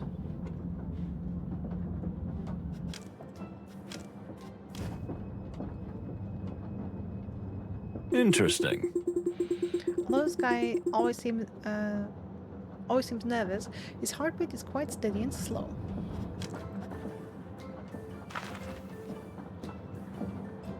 Ah, okay, so this is a timed event. This will take time now. Okay. Tell me, what did you mean before? That we're going to be busy here on the train? Did you meet the bloody colonel? I beg your pardon? The Stavonian ambassador. People called him a butcher when he fought in the Colonial War. And other names, some way worse. Interesting. And there's that actor, if you can call him that. What a ripoff. It's not a crime to be a ripoff. Unfortunately. And his girlfriend? Did you see the signs? She seems terribly unstable. She must be hysterical. Or worse, she could crack at any moment. Well, sir, thank you for the observations. We'll keep an eye out. Lambert restoring the game with logic. And my camera died, I'm afraid. So, I was worried that might happen because the battery was low. You're right to do so. Yes, indeed. Eyes, ears, and nose open. I smell blood, you know, and my nose really fools me. Blood? I meant it figuratively. At least for now. But who knows? Uh-huh. Thanks, buddy.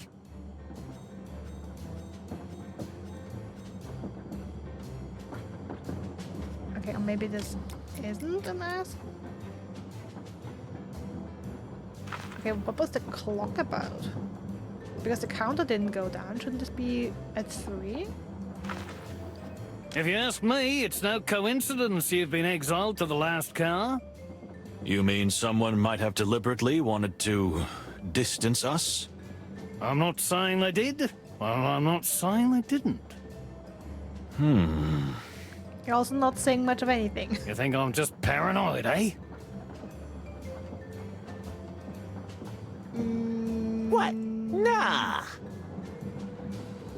No, I wouldn't say paranoid. I would say a windbag full of hot air. Well, think what you want. But one thing's for sure, gentlemen. Someone is trying to kill the Stavonian ambassador. I can feel it in my tail. Damn, bro. What a call. You what? Wombats have tails too, you know. And mine's as good as yours, even if it's a little smaller. For the wild ones. You better take what I say seriously, detectives. You're here to protect the ambassador, are you not? You seem to know quite a lot about everything. What exactly are you doing here? Am I a suspect already? Yes. No crime has been committed. Yet. Are you sure? It's impossible to have a normal conversation with you. Maybe you're right, or maybe you're wrong. Let's cut the crap, Pesker. We don't have time for this. The clock is ticking. Tick-tock. We'll be back. I'm sure of it. See you soon, Cobber. I mean, Copper.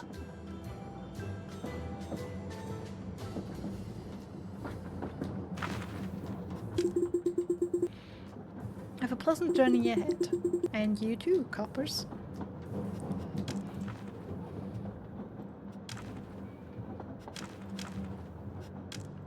Alright. Wait. Basil Pesker, the Wombat. Basil Pesker, we're not even sure what that's his real name. He claims to be a guidebook author, but he seems more like a simple vagabond. But he knows something about almost everyone on the train, which makes him not only interesting, but quite useful and highly suspicious.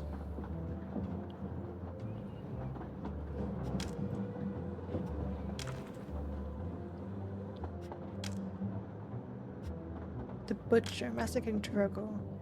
The ambassador played a major role in the bloody conflicts that took place in the Turogo colonies between Stavonia and Clawville, and of course the rebels of Turogo. He has been called by various names ever since, the most typical, the most eloquent being the Butcher.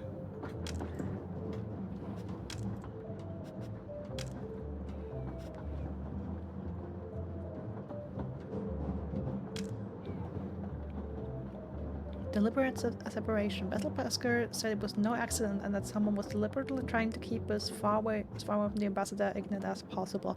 Yeah, like I said an hour ago, whoever is responsible for that placement is probably the killer. Like, it wouldn't surprise me if that person would end up being guilty. Oh, we can play a card game with him? So, what do you do for a living? I'm a world traveler at your service. A world traveler?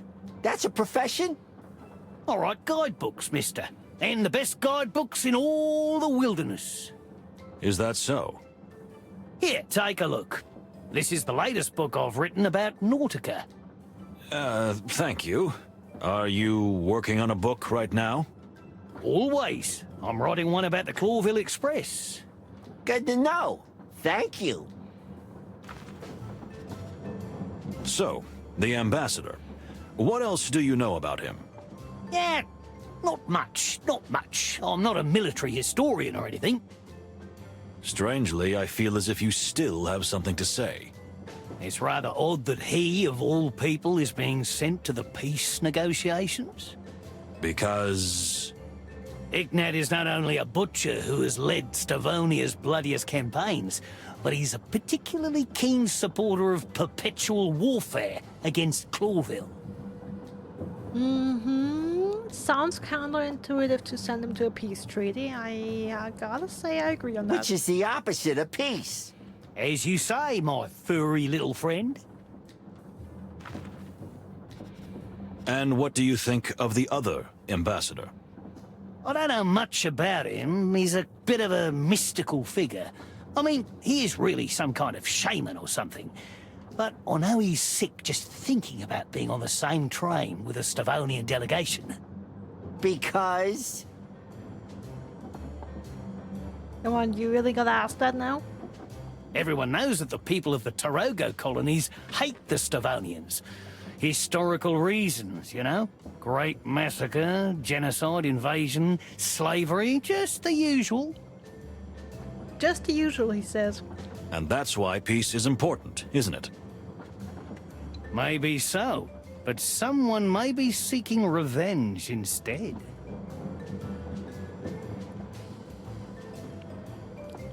I mean, not that it would be entirely unjustified. So you're implying that Ambassador Mujara would seek revenge for what happens to his people? I said no such thing. I said someone.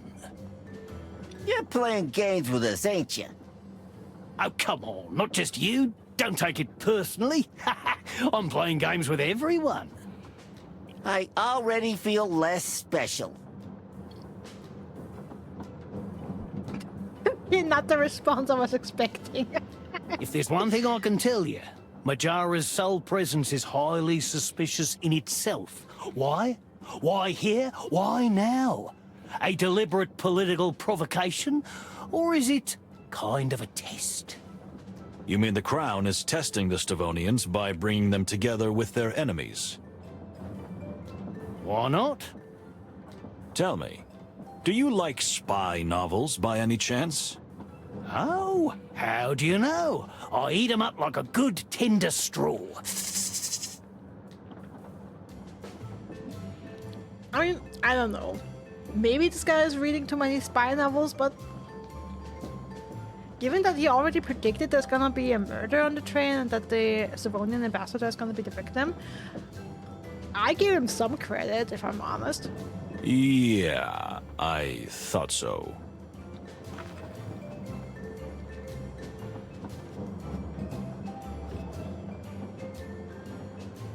Okay, let's try playing a card game.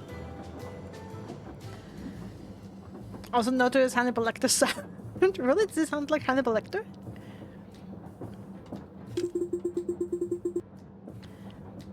How about a party of Clawville wildcards? Let's see. Ah, that card game they play in the CD drives. Haha, well yes, but believe me, I didn't learn in a place like that. When I did the little slurp. Oh, okay. Let's do this. Of course not. Sorry, of course not. Moses, what do you think? A party? Well, why not? My dear late mother always said, don't hesitate to embark on dangerous new adventures, son.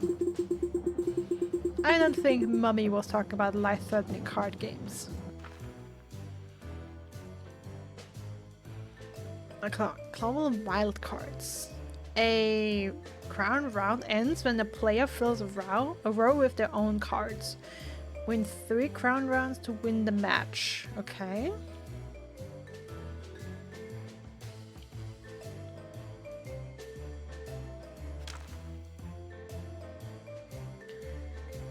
Each card has an attack, bottom left, okay, so that's the red number, and a defense top right, that's the blue. Adjacent cards in the same row can attack each other. Okay. When the card's defense reaches 0, it's removed from play. Attacks become exhausted, but can be restored.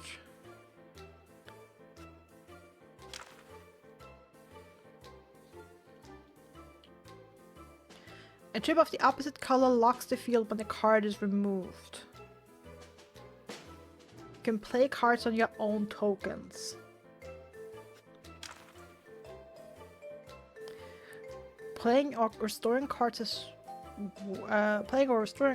cards as well as attacking each require 1 action point.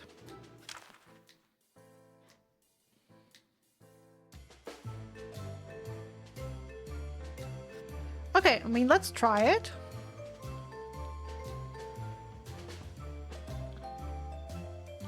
Welcome to the Clown Wildcards Rules Guide. Players pass turns between each other using their action points. Playing cards and attacking each will require 1 action point. Players receive 5 random cards at the beginning of their turn.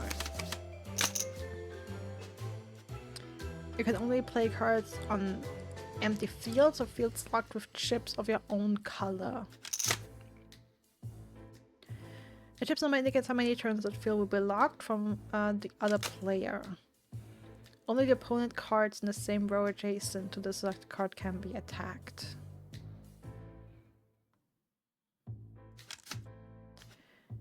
The attack value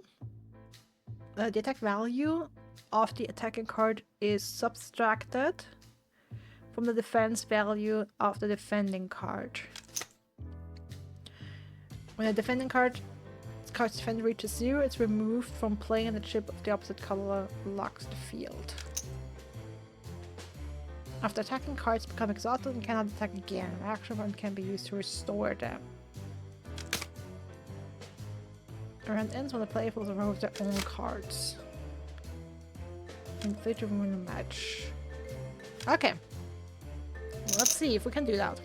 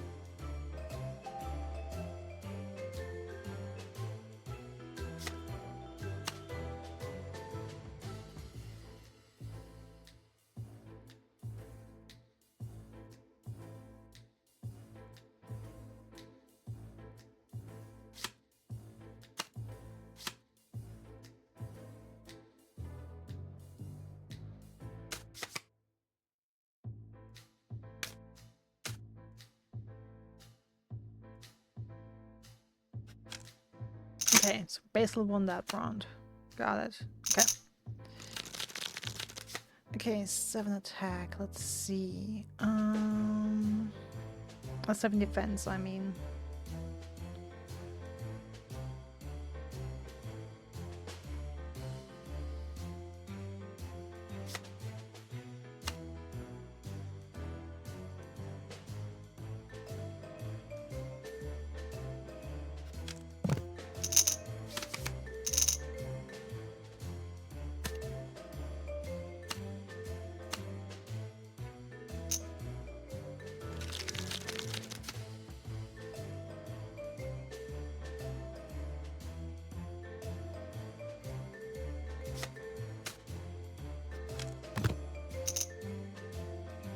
Okay, and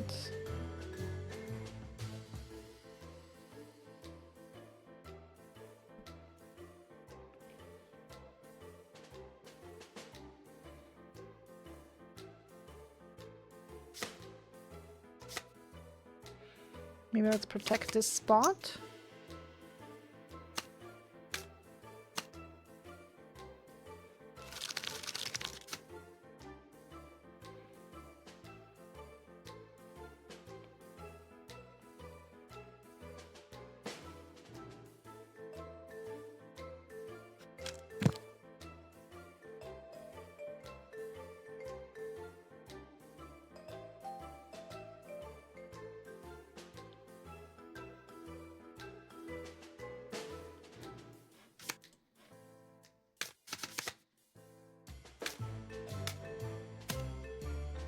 Damn.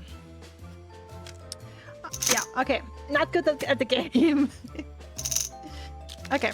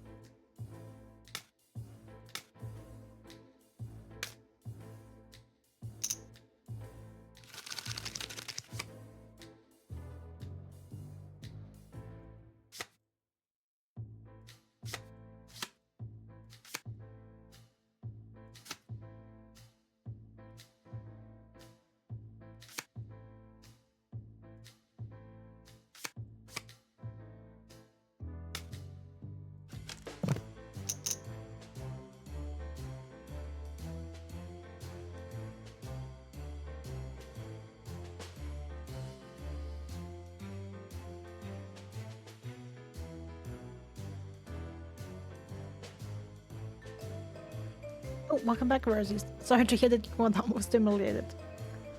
Okay, what do I want to do here?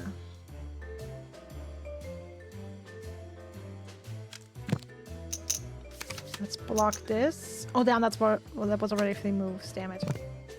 Yeah, that's lost now.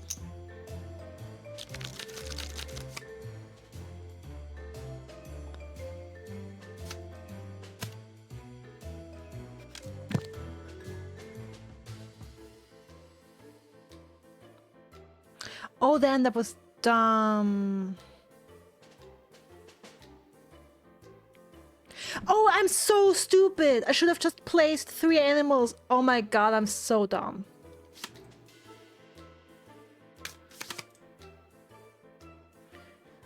Could have just completed the middle row. I'm so stupid.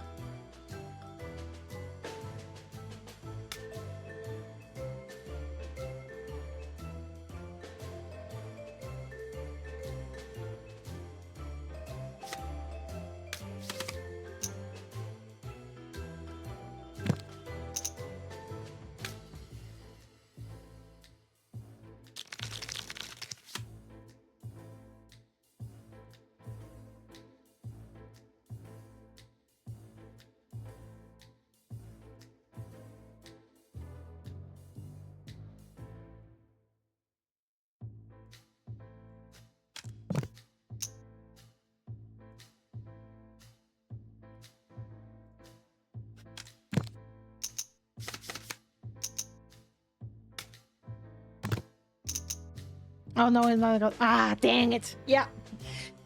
Let's retry. I want to try this again.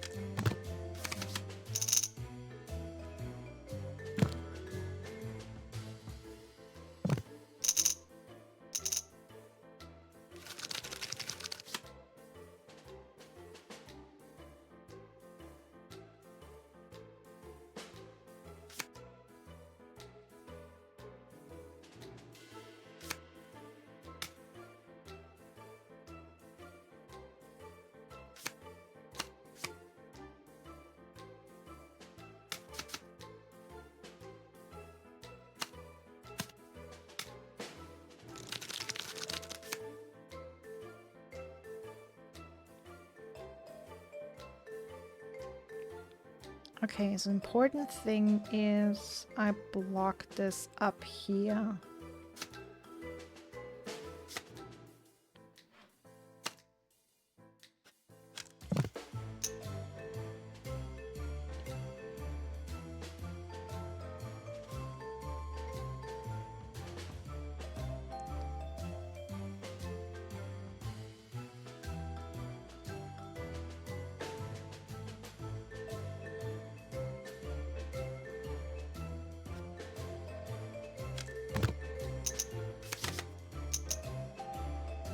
Oh damn it! I could have.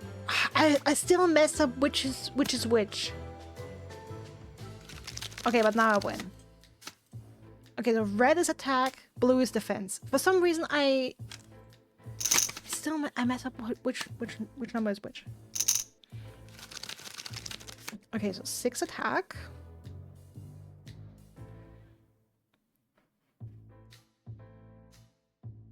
Two defense. So I should try and get rid of that.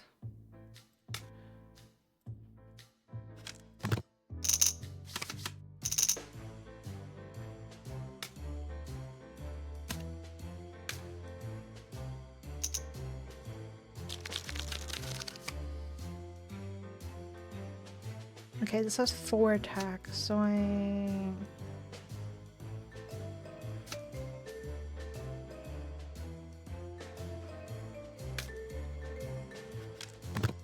maybe try down.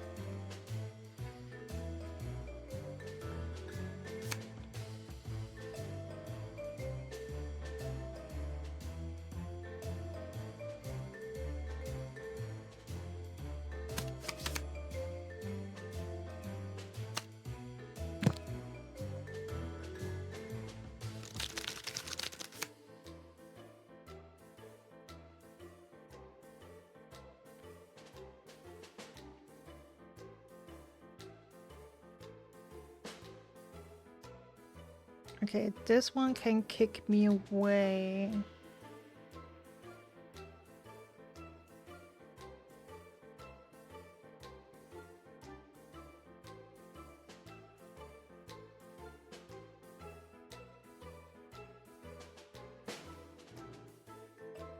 More defense.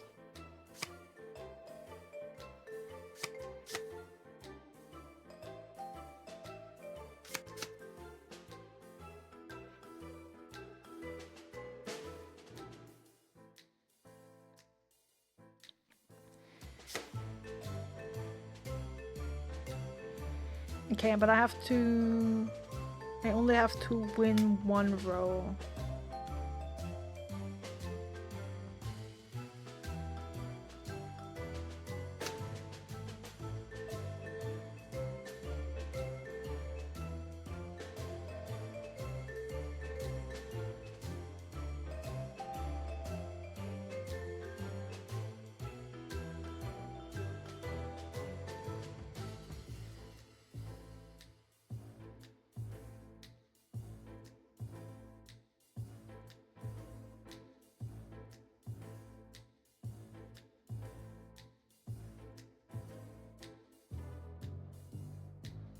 Okay, where should I put the strong? Like, if I put the strong defense animal here, he would need at least 2 turns to defeat it, blocking him from completing this one. Otherwise, you could complete this on the next round.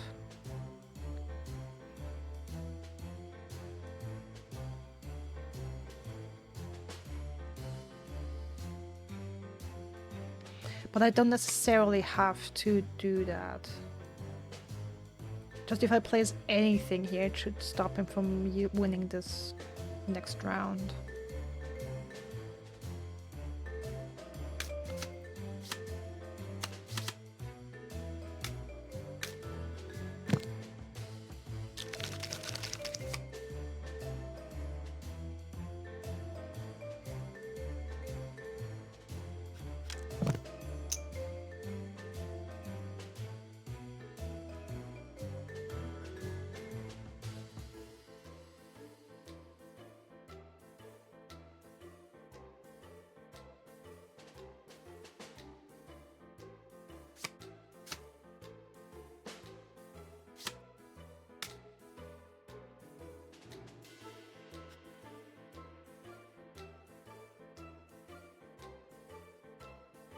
I mean, yeah, 7 attacks, 6... No. No, 1 attack, ah, damn it. Damn it! Okay. Gosh darn it, okay. Still, I mean, for some reason I'm still messing up with what they are. Okay, this is a 6 attack against 3 defense. No, 3 attack against... Ah, damn it, I'm so dumb. Red is attack. So 3 attack against 3...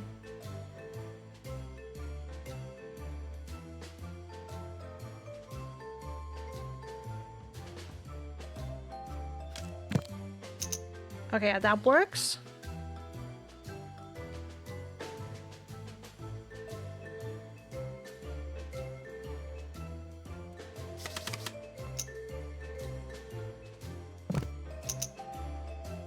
Fuck you.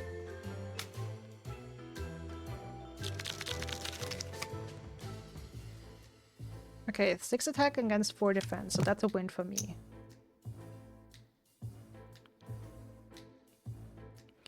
He has a 6 attack. I don't have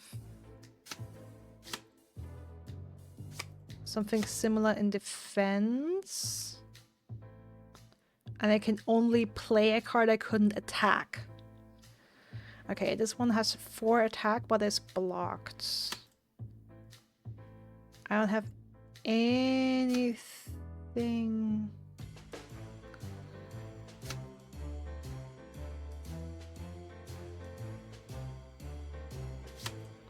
Okay.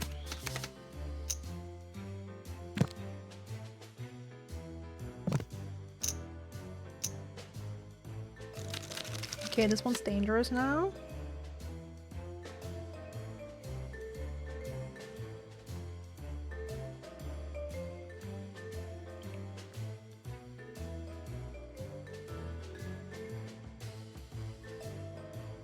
Okay, but I should be able to win this. He has 1 defense. So I should be able to win this with anybody. Yeah, and now just play anybody. Whoa! Okay! Okay. Got it.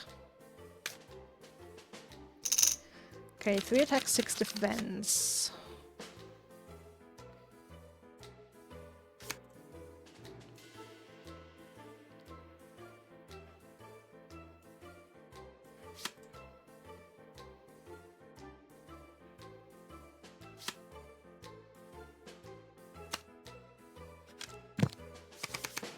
Oh, it's 1 attack! Oh my god, I'm so dumb! Can I start over? This was so... why am I constantly confusing attack and defense? It's so simple. Why am I constantly confusing it? The hell?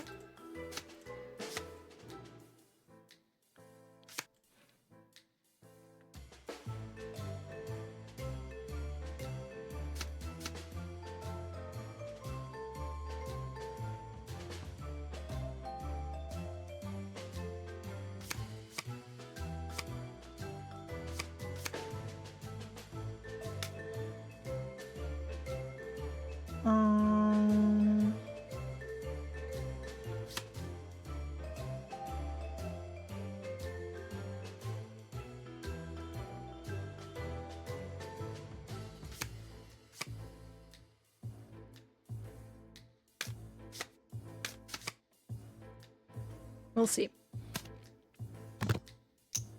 Okay.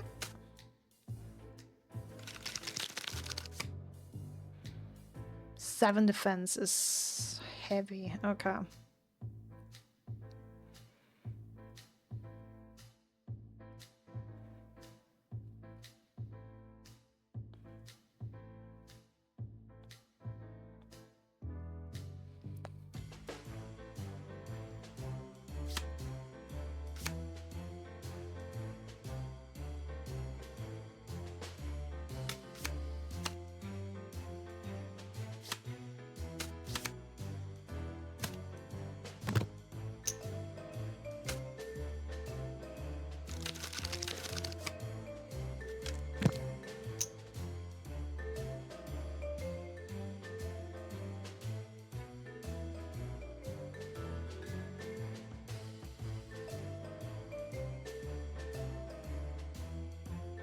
Okay, here's... Okay, I don't have anything to withstand a 6 attack. Oh yes, the lion. But he only has 1 attack.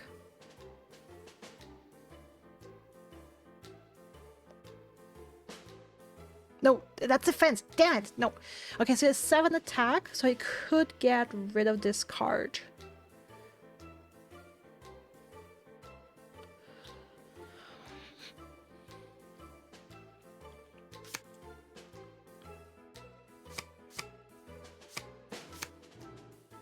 Okay, what? Let's place the fucker here, just in case.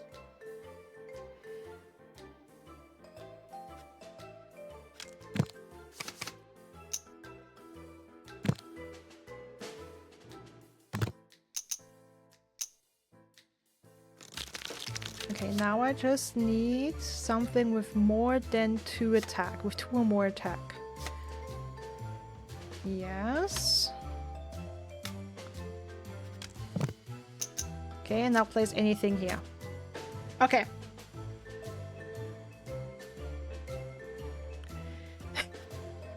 Let's continue the story. What?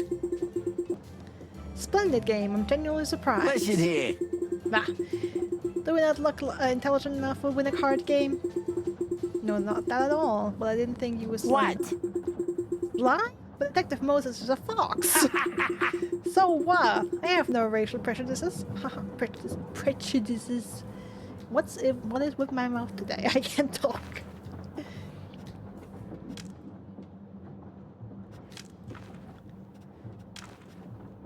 Okay, so what do we have here? Nautica.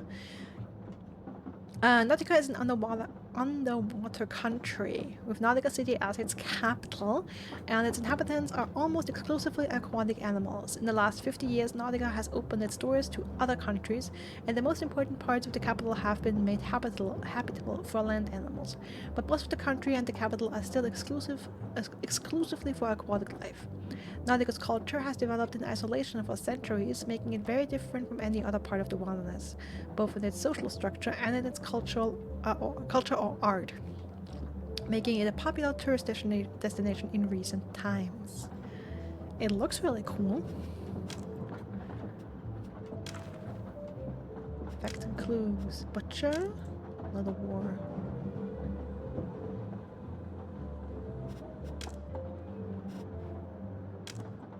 Major secret to the Major and the not here for a reason. Was this the presence as a brokerage? Okay. Oh, Nautica. Okay. Nautica. Through the eyes of a globetrotter. Basil Pasker. A guidebook written by Basil Pasker. It would have I would have thought it was a sham, but it seems to be a very real book. It looks like a real book. 90% off though? Ooh, probably not a hot seller.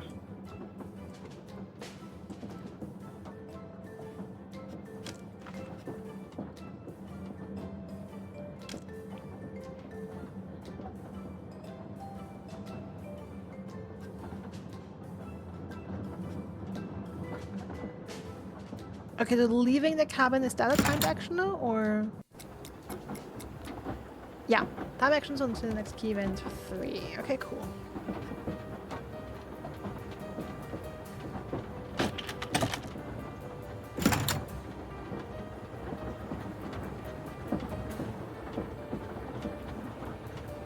Detective's room? Our own room? Sure. Also, wasn't there something lying on the floor? Can I have a look at that, or is that not possible? No.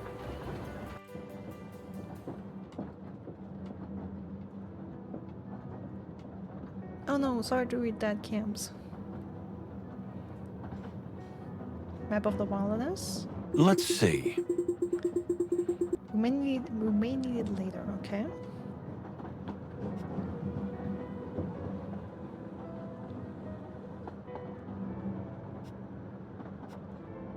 Indeed. My bed.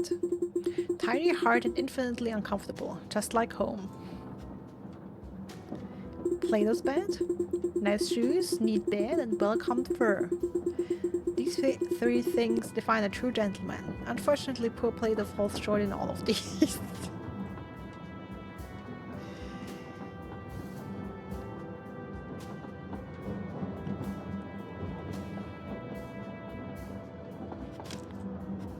Okay, what do we smell? Smell of Indeed. Plato? Plato has a remarkably peculiar smell. Basic cat scent mixed with a strong lavender whiskey cologne that he uses. And I can smell the unmistakable aroma of relief on him. Probably because we are finally in a warm place. Listen. Train smell? Old leather and textile tapestries with the smell of tobacco and coffee deeply and unmistakably embedded over the years. Yeah, want to think it does? Feel free to do so.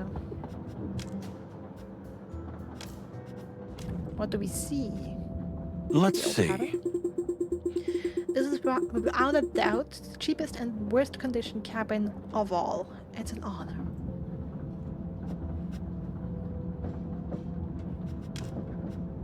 What do we hear? Well, well. The endless, methodically rumbling rattle of the train. Nothing else worth mentioning.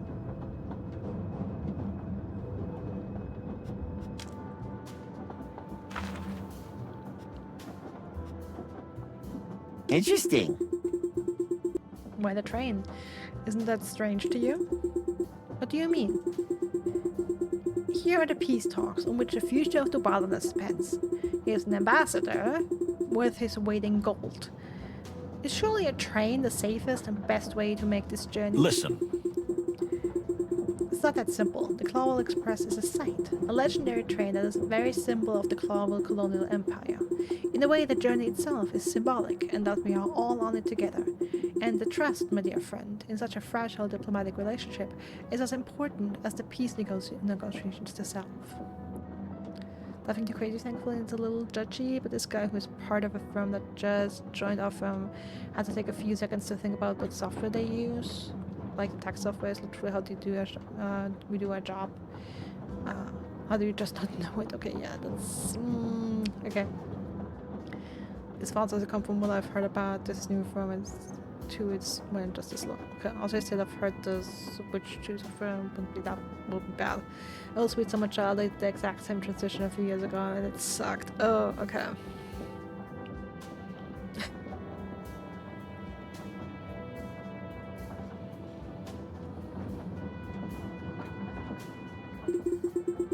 I mean, Clawville wants to prove that the ambassador is safe without a serious military escort.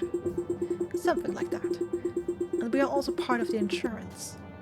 A part of the message, too. What? Well, if we were sent to protect the ambassador, someone somewhere did something very wrong. Come on, don't be so hard on yourself, Plato. It's a privilege. Consider it an honor. Well, then I am deeply honored. By the way, did you bring a gun? Are you serious? What? Of course not, my dear furry fellow. You know I can't stand them.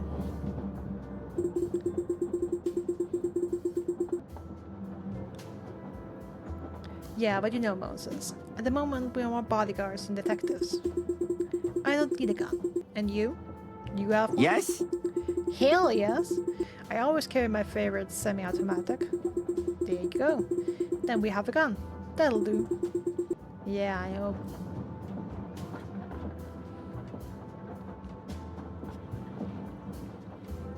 I hope Plato's gun isn't the murder weapon. That would suck. Let's see.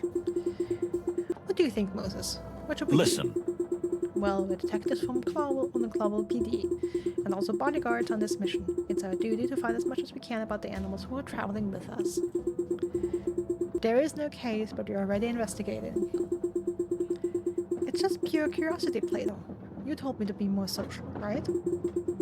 True. Let's do that.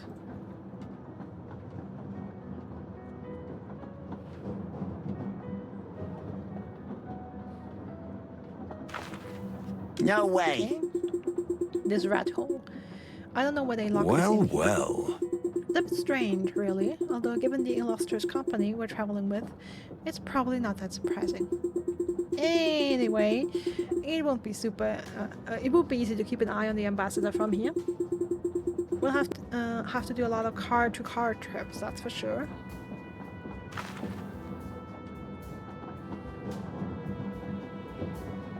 Again, that seems all the conversation we can do.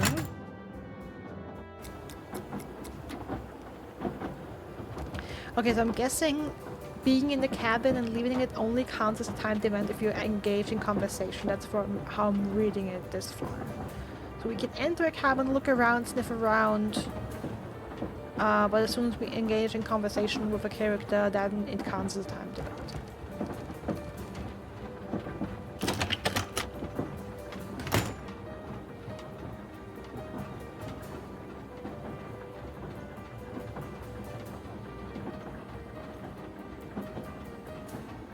Let's see if I can interact with anything out here.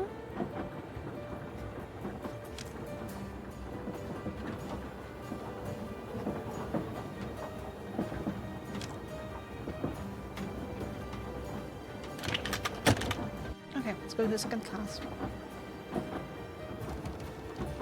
Locked, No. okay. There's no reason for me to enter here at the moment. Maybe later, okay?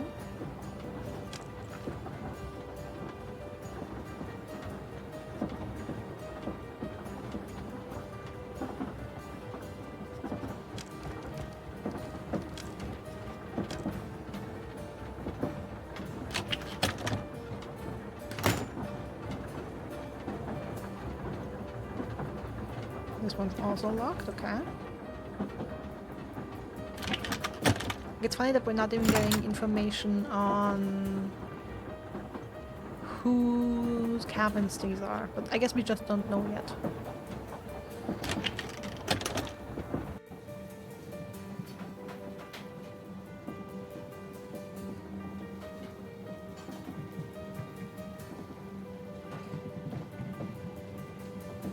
Okay, here we have Cassandra. I would actually like to talk with Cassandra.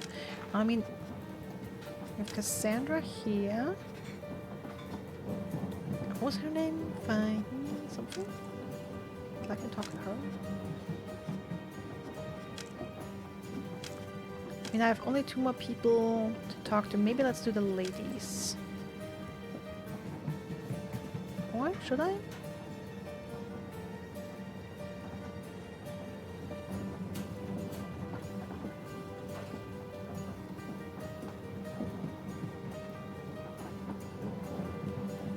Ah, tough question. Well. Lots and lots of perfumes, hard to suppress the original real scent, which is quite subtle and pleasant. It's a pity. But that says something about her, uncertain, even about her own natural scent. Indeed. Decoration, a typical representation of the Clawville royal style with a touch of cologne and love tones. Very tasteful. The wagon itself, however, is rather run down. They certainly don't pay much attention to restoration as they did with the first wagons. Let's see. Although barely visible, I couldn't help but notice the tiny and fresh ink stains on her fingertips of her left glove. Left hand, so she is left-handed and probably wrote a letter recently with a blue ink fountain pen. Hey, Half! How are you doing? Hope you're doing well yourself.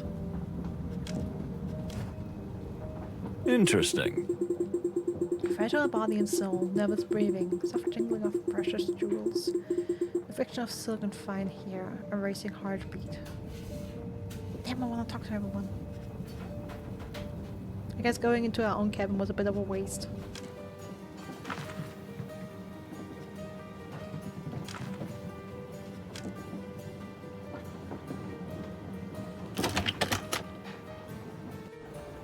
Doing alright? That's good to hear.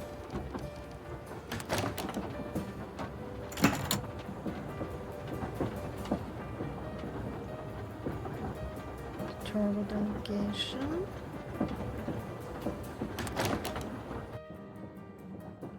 Funny, that was it.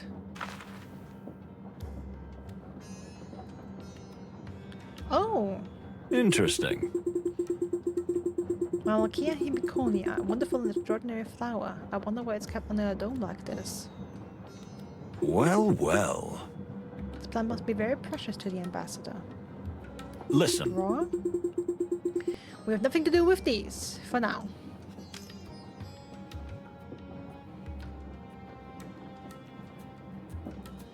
Well, well. Stavonia, ancient wild country.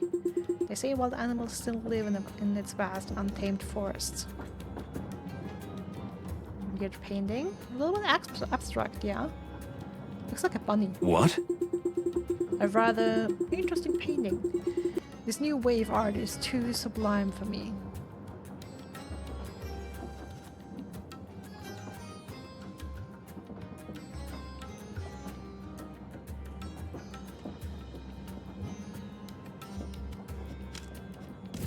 And what do we smell? Interesting. Funny scent.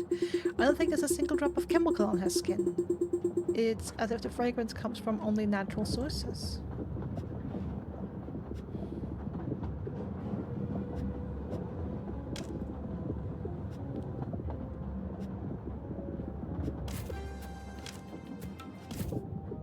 Okay, there's something else we can smell.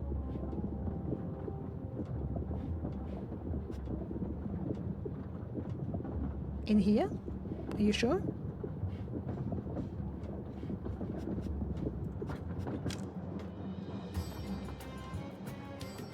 Not here, that's for sure. Let's see. Those plain patterns on her skin, are they just on her face? Or... Mind out together, boy!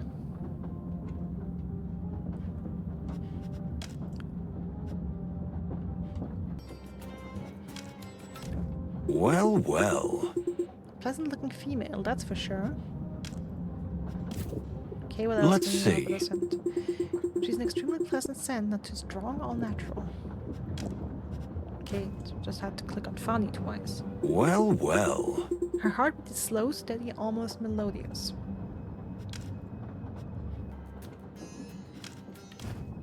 Interesting.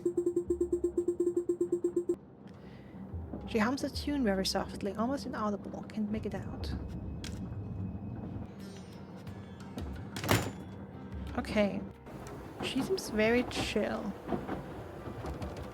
So maybe Cassandra is more interesting after all, but let's look around some more. Like if Cassandra is nervous about something, she might be more interesting to have a conversation with.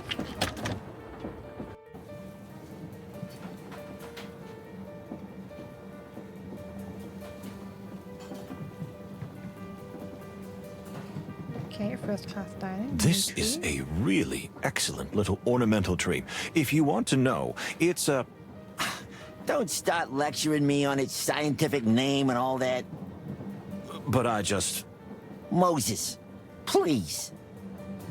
You know, if you shared this passion with me, it would make everything so much easier. Well, life's not just a bowl of cherries.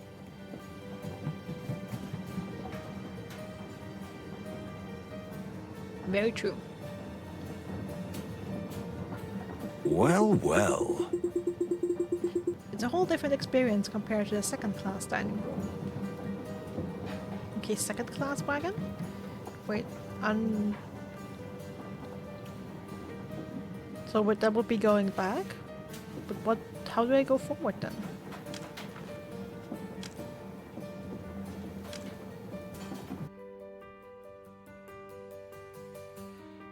Baron's room. Yeah.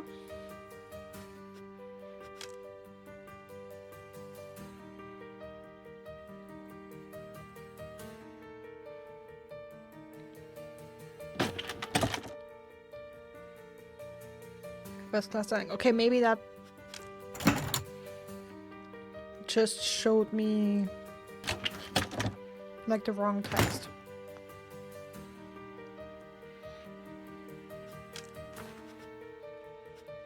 Okay, so this is the Baron. And this is locked, the Royal Wagon. Okay, but this is the Ambassador. Okay, the Royal Wagon is the Ambassador.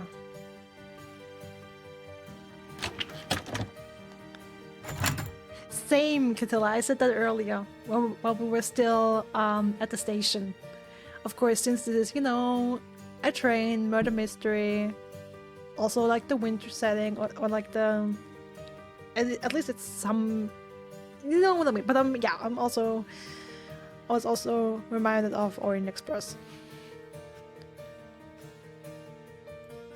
Okay, it's just simply cannot go with it. Okay, then let's look around in the Baron. But I think the Baron is a good choice. Like, since Fani is so chill, maybe... I mean, I guess you can't really make a wrong choice, but we get... If we talk to the Baron, we get a new character, and then we can talk to Cassandra, who seems nervous about something. That feels like a good choice, you know, for murder mystery. So let's do that.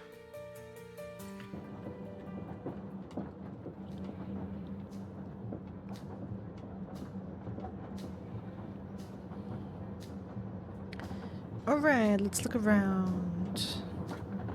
Whew, quite a collection. We're dealing with a real hat fan here. We had to assume. Mose, that was the worst. That was pretty bad, yeah. I know. I'm just warming up. Bro brought a portal on a train trip. He's a Baron. Then could you do it when I'm not around?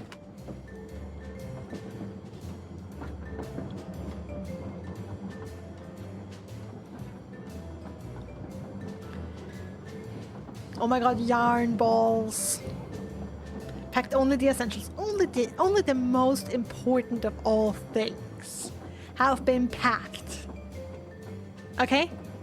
Only the absolute most essential things. You cannot live without 2,000 yarn balls. Tell me, dear Plato. No. But I haven't even asked my question yet. Just a straight up no. You wonder if all cats are crazy about balls of yarn, and the answer is no. But why are you so upset? That stereotype drives me crazy. You know, there was a serious addict in my family. A serious yarn addict? Like the Duck Detective and Bread. We have it, guys. Really? Yes, my Uncle Twitchy, and it killed him. Killed by the yarn? No. A ball of yarn? A ball? A whole room full of it. All right. I think I know enough. You definitely do.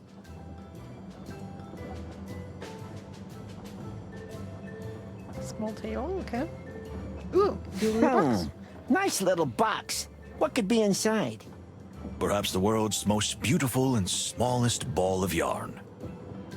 Braided from a golden thread. Or maybe a little jeweled mouse.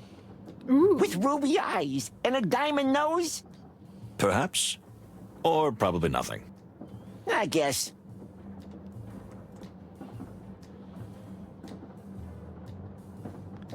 Ooh, but I can use my ears here. Strange clicking. Interesting. I hear faint, strange clicking coming from the box. Let's see. An aristocrat. I just said aristocrat, And even though it says aristocrat, but I had to read that word 3 times now. Missed opportunity for a pun there, by the way. An aristocrat like him, of course, has his own little jewelry box. And yes, I'm going to continue saying it like that.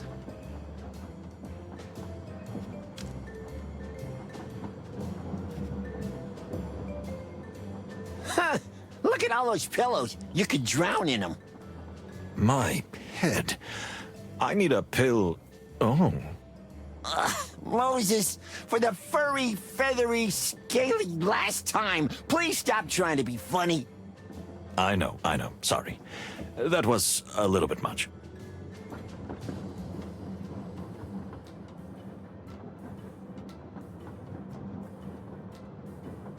Let's see. A telephone in the Baron's room? Interesting. Is that a customized edition? That would be interesting.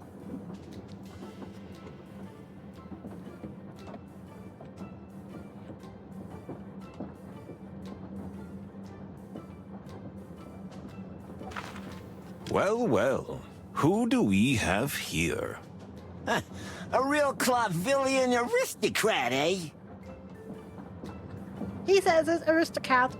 Looks like it. Who is this guy? I got a bad feeling about him. Who don't you have a bad feeling about? But how many times was I right? I don't like this fancy fella. You two look quite alike. I look nothing like that pillow-hugging, spoiled pussycat. It's almost like you're coming from the same litter.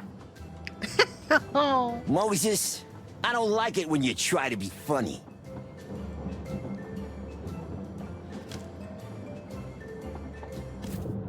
Okay, what do we smell? Intoxicating perfumes. Okay, makes sense.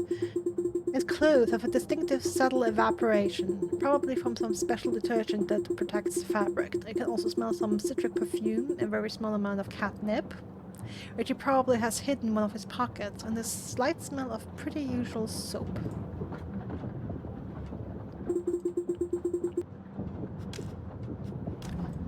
Okay, what else can I see? Expensive outfit. Looking stick of the clothing is not just a disguise. Every single fold and edge is perfectly in place, even the way he moves. You can see that he is acutely aware of how to cause the least amount of damage or wrinkle to his outfit. His every tiny movement is measured, calculated, pre-planned. The perfect aristocrat, if I ever saw one. Okay, more to see apparently. Although he seems to be completely ignoring our presence, he's actually watching us out of the corner of his eye constantly. Cat sounds. His heartbeat is generally slow, but sometimes it gets a little irregular. It's as if he's constantly holding himself calm with a mantra, while inside he's actually boiling. Of course, this is just a guess. It could also be that he has some kind of heart condition.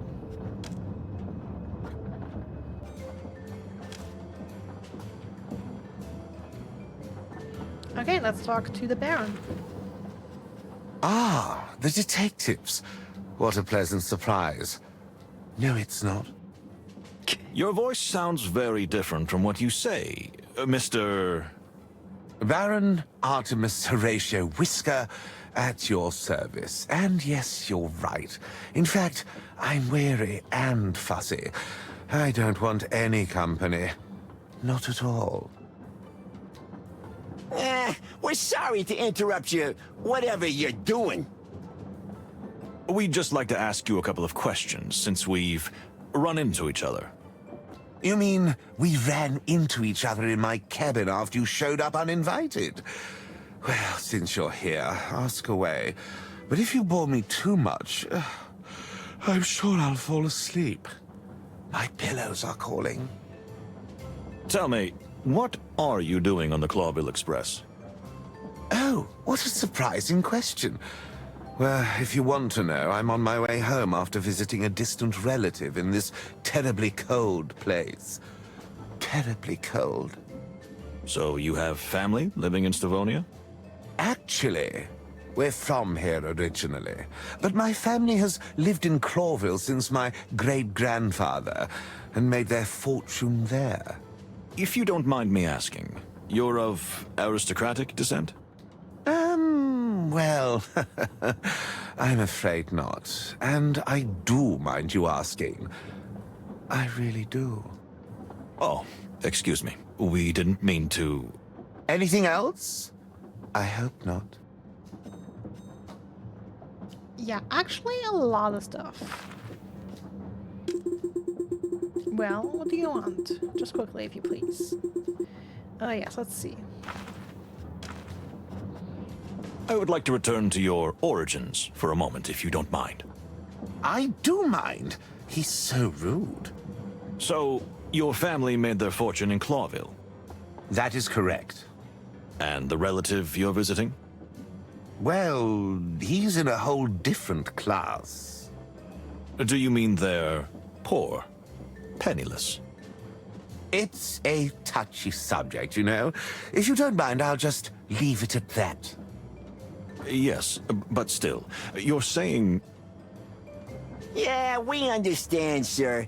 And we won't be indiscreet. Right, Moses? Right. I just wanted to know. We all have our little family secrets, don't we? Oh, yes. True. All right. I'm not pushing. Thank you. Still rude. May I ask what's gotten into you, Plato?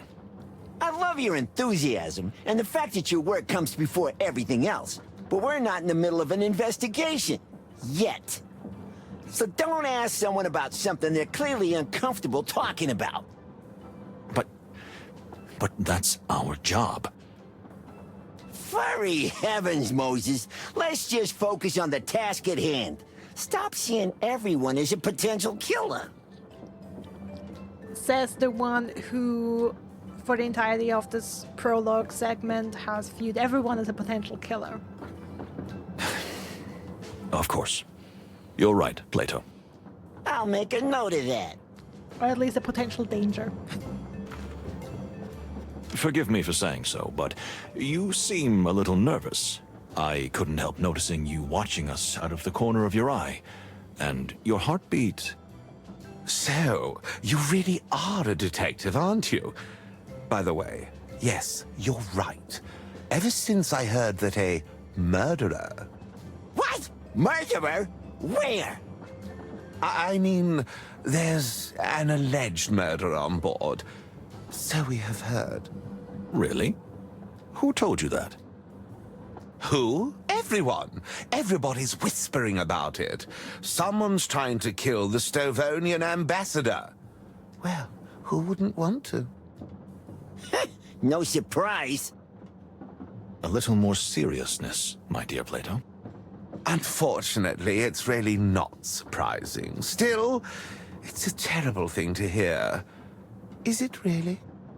So, you think the ambassador is in grave danger? Isn't it your job to protect him? You could do that instead of harassing me. Bravo, well said.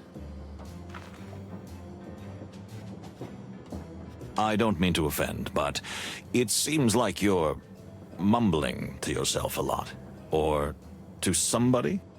To somebody? What do you mean? Oh, are we hitting the nail on the head? I mean, you talk to yourself. You know... Like you have an imaginary friend. Imaginary? Oh, how could you? Artemisia is not imaginary. Artemisia? Another personality? Artemisia? Twins? My dear late sister. Sadly, she left us 3 years ago, but she's been here with me ever since. Even now, at this very moment. Ooh, yeah, maybe the painting. You're right. Maybe the painting is of his sister. You mean a ghost? How dare you? She is not a ghost. She is a quiet, gentle soul who whispers into my ear. Moses, can we go now? Please, Plato, don't be so impolite. Thank you for your honesty, sir. And in that case, we salute to Miss Artemisia. Thank you. She's very pleased. No, not really. What a lovely lady. Plato. Okay, tell me about this killer. Do you think a professional assassin is on board? I think so. No, we don't think so. But what if there is? Who are they going to kill? What do you mean? The rumor is that they're trying to kill an ambassador, right? But there are 2 ambassadors on this train, and they're on opposite sides. True.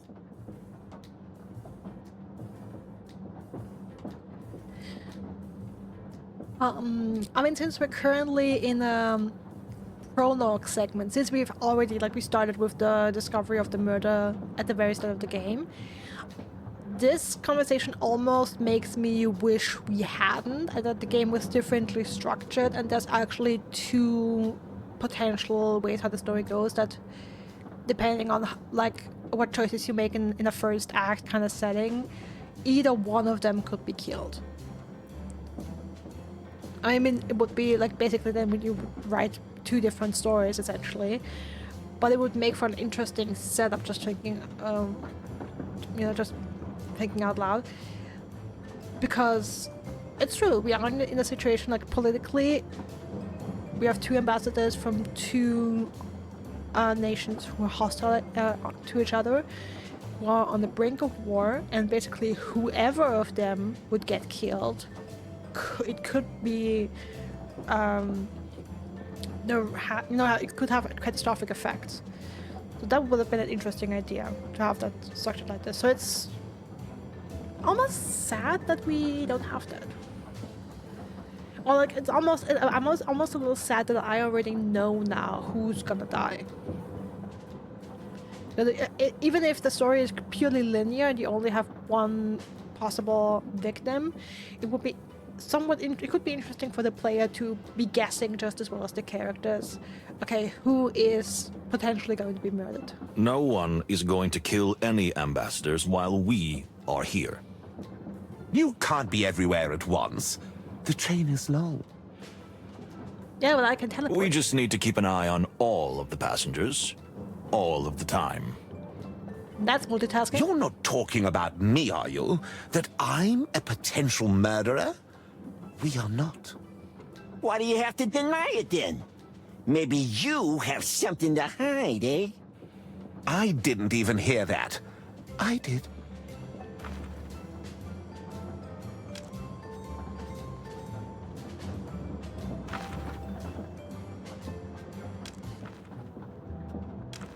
Okay, new animal. Baron Artemis Horatius Whisker, domestic cat. Artemis Horatius Whisker is a Clawville gentleman who says he was visiting a relative in Stavonia and is hurrying home to attend the peace negotiations. While we have no particular reason to believe that he is not telling the whole truth as to the purpose of his being here, we still feel that this is the case and he has some secrets to hide.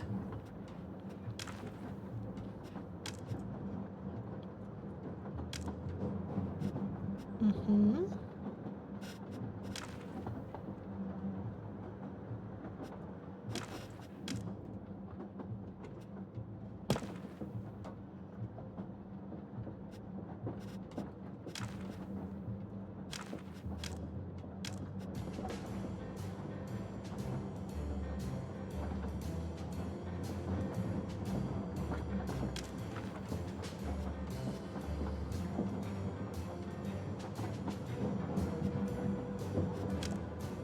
Okay, so I guess let's leave the Baron.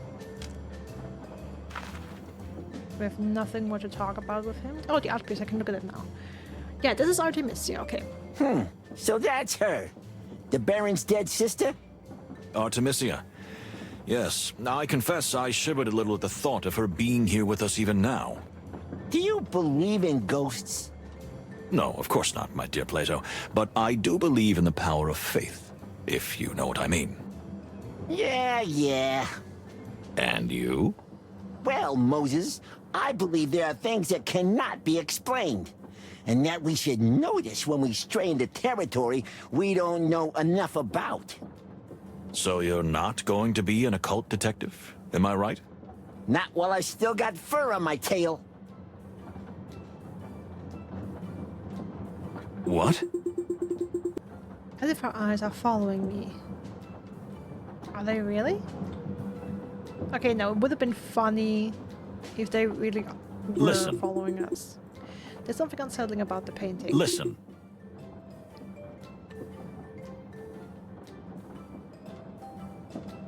Okay, but I don't see the eyes actually moving. I mean, still could be still, of course, that there's something hidden behind the painting. Or it's just an illusion. Okay, let's leave now.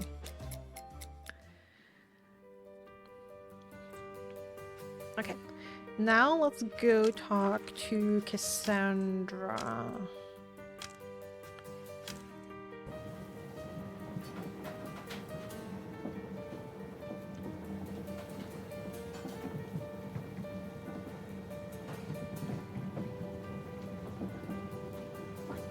Oh, the menu, I haven't looked around at all. Pexygate fake meat pie on baked apple bed. Oh my goodness, I'm salivating already. Do you eat fake meat, Plato? Well, what else would I eat? I can't eat real food, can I? Well, it's legal in Stavonia, and we're still here. If you want the real meat, I don't mind. You're joking, right? Okay, why? Okay, that has to be some in-world lore that you can't have real meat. Probably connected to the meat wars.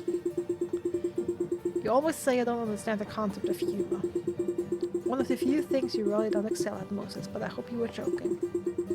Perhaps, my dear friend, perhaps. I mean, would they be eating animal meat? Then I guess for them it would be considered cannibalism, right?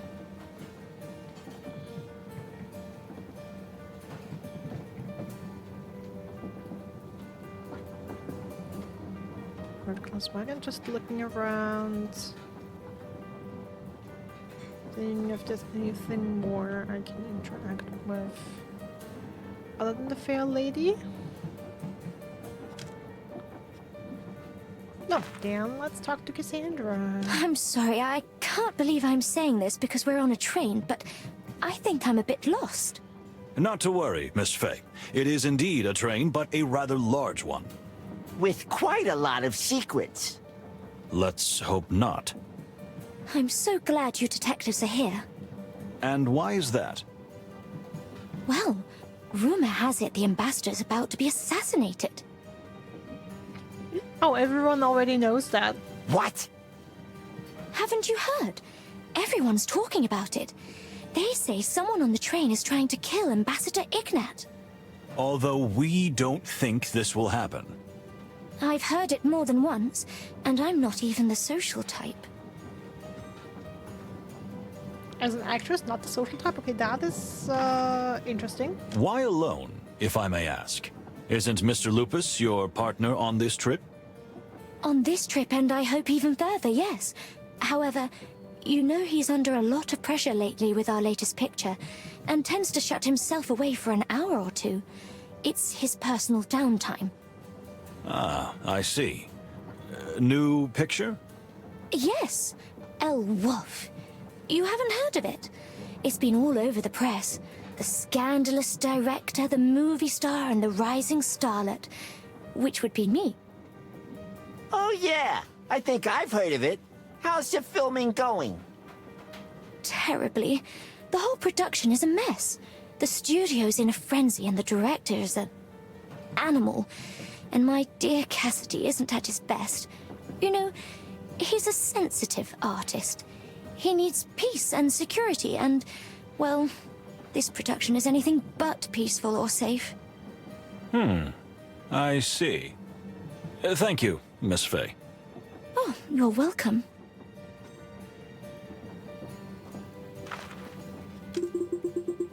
I opened that late for the party. Oh, the party everyone's been anticipating. Everyone? Maybe for you. Wouldn't you like to be there, miss? In the same place as the Stravonian embassy? No way. Not to be rude, but the less of them I get, the better. I can understand, though. Play-Doh, my friend. More professionalism, please. Yeah. I'm not... I mean... Sorry, Moses. You're right.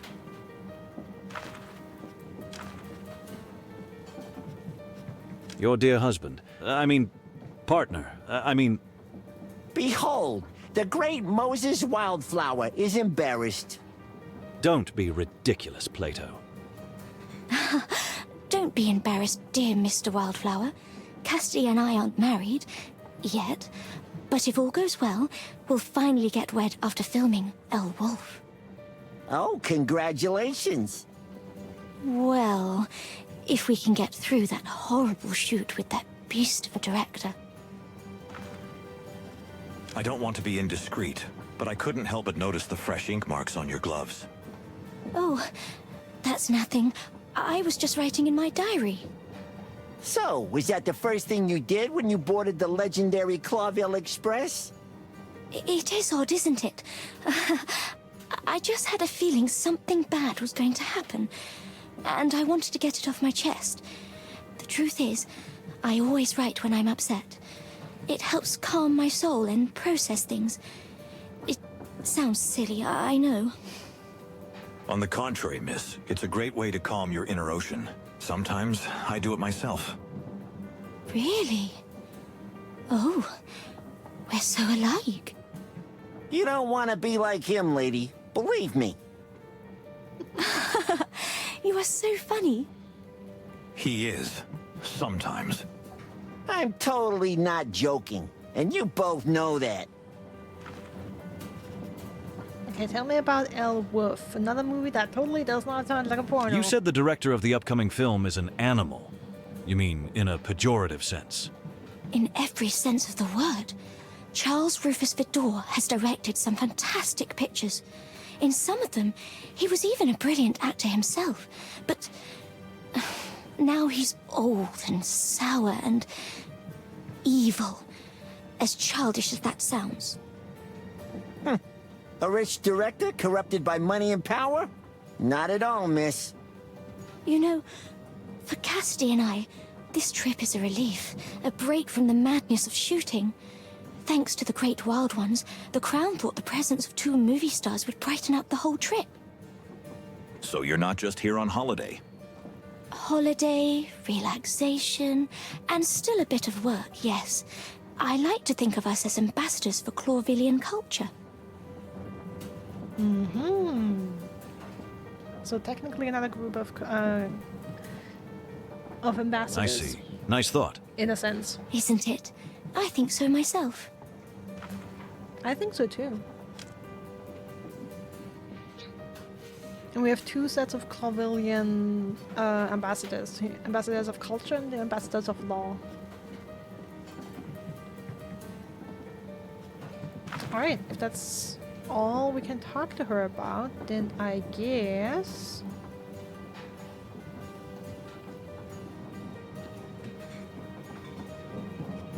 that's all we can do. Okay, whatever happens next. Key event reached, 7 o'clock.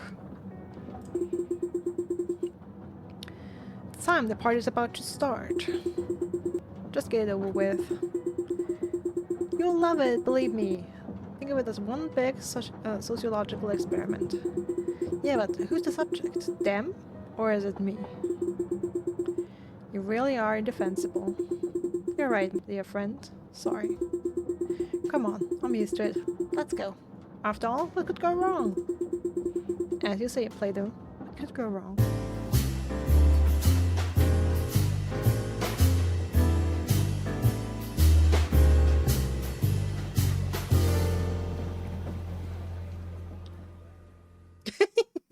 Dear passengers, welcome to the Clawville Express. I'm Pierre. I'm the conductor and steward in one person. Feel free to ask me any questions about the journey. Boring! Get to the point already. Yes, well, what we're here for is a noble occasion. The Republic of Stavonia and the colonial empire of Clawville finally make peace. and together they cross the wilderness on the symbolic passage to seal the pact with his signature. Well, I can't wait to see that. Hank, Hank, Hank. How wonderful it is to be here. Hush, my dear. Oh, yes. Sorry. A special welcome to the representative of the Torogo colonies, Ambassador Mojara. Bye, Rosie. See ya. Yeah, probably stream another half hour and then I'm gonna hop over to mines. Greetings. And of course, the Stovonian ambassador and his lovely daughter. It's a pleasure. Well, bon. This magnificent train will stop in the wonderful undersea port of Nautica and the mesmerizing cloudy hills of Averia, with our final destination being, of course, the legendary Clawville.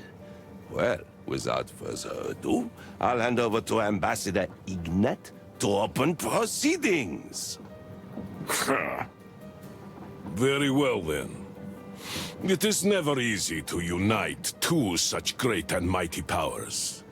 But now we can end centuries of hostility by signing a treaty that guarantees peace for the next 20 years as planned.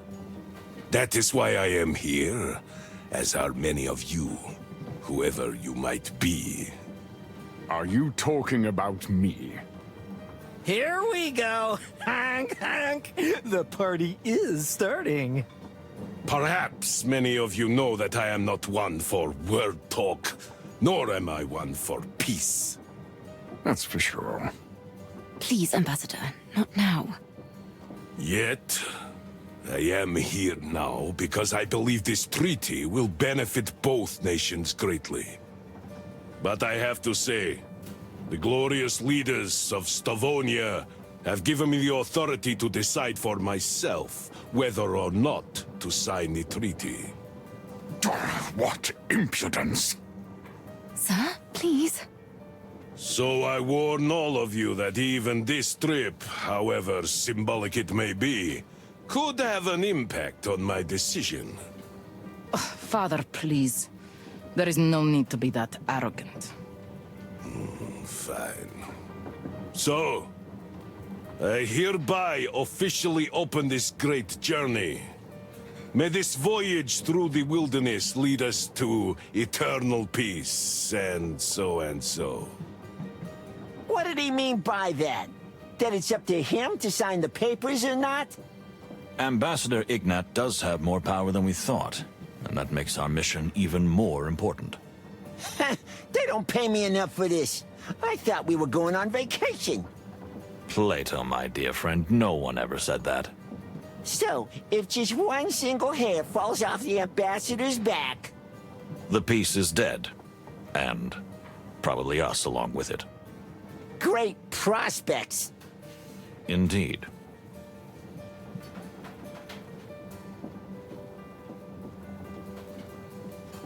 Okay, so we have one timed event until the next.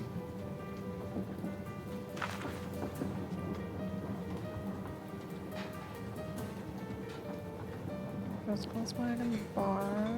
Are you serious? Okay, and for those of you listening, this is oh my fooling. Nobody cares about me. Nobody cares about me. Are you serious? Okay then. Yes, I'm serious. Battles here? Thanks, Lambrecht. I'm drinking.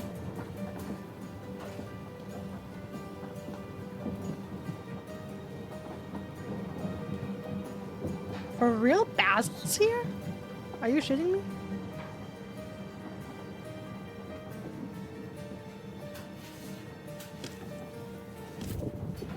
Okay, what do we sniff?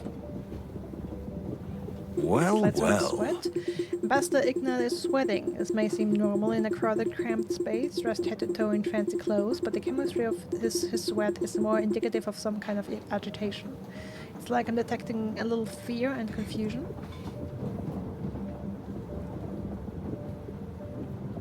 Excitement? Let's see. Yeah, okay. fear or is it excitement? Anger, certainly.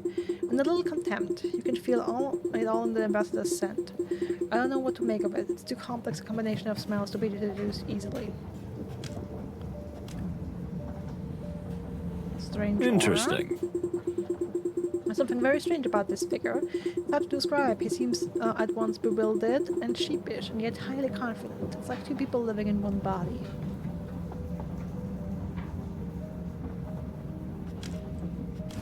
Okay, what can we hear? Well, that's surprising. Huh? What did you hear?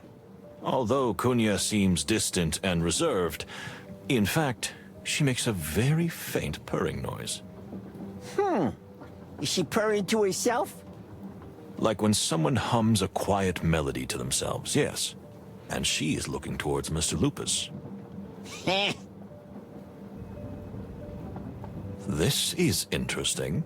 Mr. Lupus keeps looking at Kunya, and I can hear from here that his heartbeat is quite intense. So, do you think those two, I don't know. Yet. But I'm sure Mr. Lupus has his eye on her. Well, I can't blame him. Do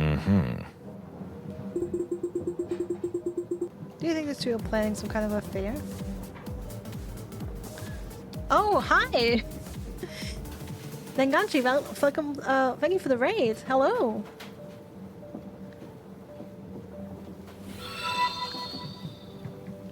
Thanks for the follow. How you doing, guys? What were you playing today? I hope you had a good stream.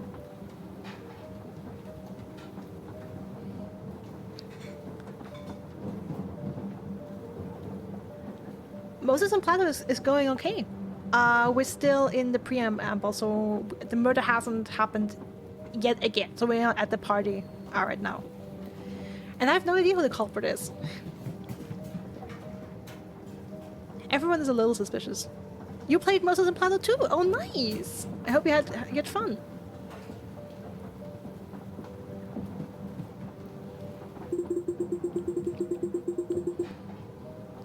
Are they already up to the tails? Who knows? I don't think Kunya and the actor have met yet. Well, it would be a complication. I feel no idea, Plato, that anything could happen on this train. But I'm guessing you're probably further along than I am. So let's see if we can hear anything. No, nothing interesting to hear over there. Just a little bit ahead of me. Oh, okay. Let's see. And we have a whole lot of people to talk to, though. Maybe let's start at the back and work our way to the bar.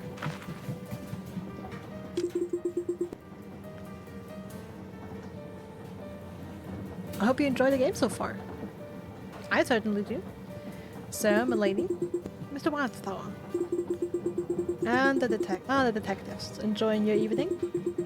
We were about to ask you the same thing. The service is adequate, although I'm not a fan of trains myself. They upset my stomach. And that's a pity. But sir, I already told you, there's a special plan if you crush the leaves.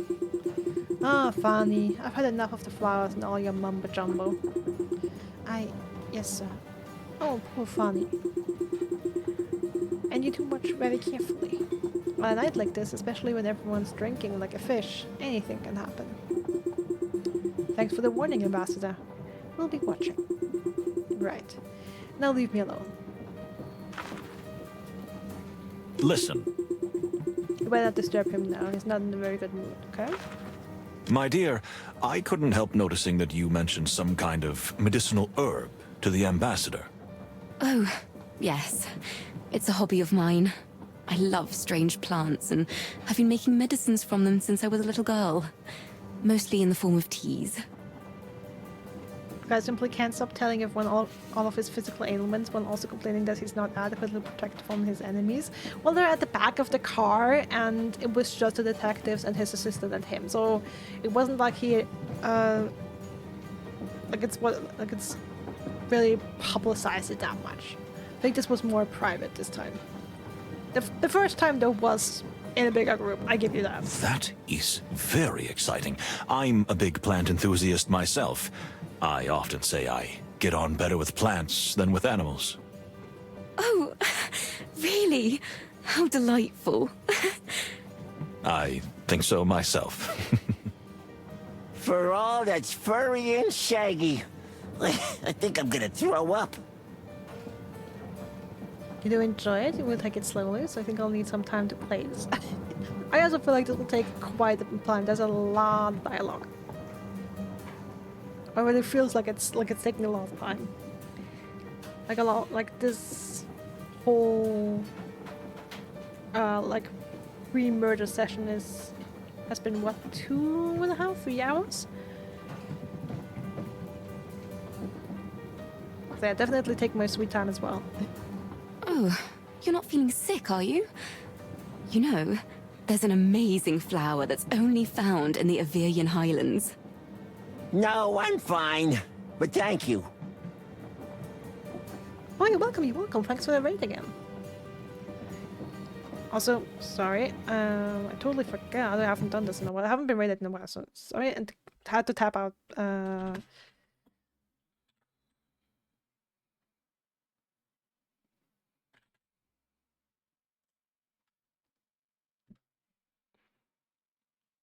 give you that. I'll give you Dear that. Fanny, could you tell me about the strange plant you and the ambassador brought with you? You know, the one kept under the glass. Oh yeah, tell us about that flower. Oh, of course.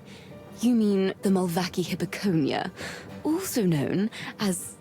Golden dew, or the chameleon flower. Mm-hmm. What does that flower do? Oh, yes, indeed. Oh, you really are an expert on flowers.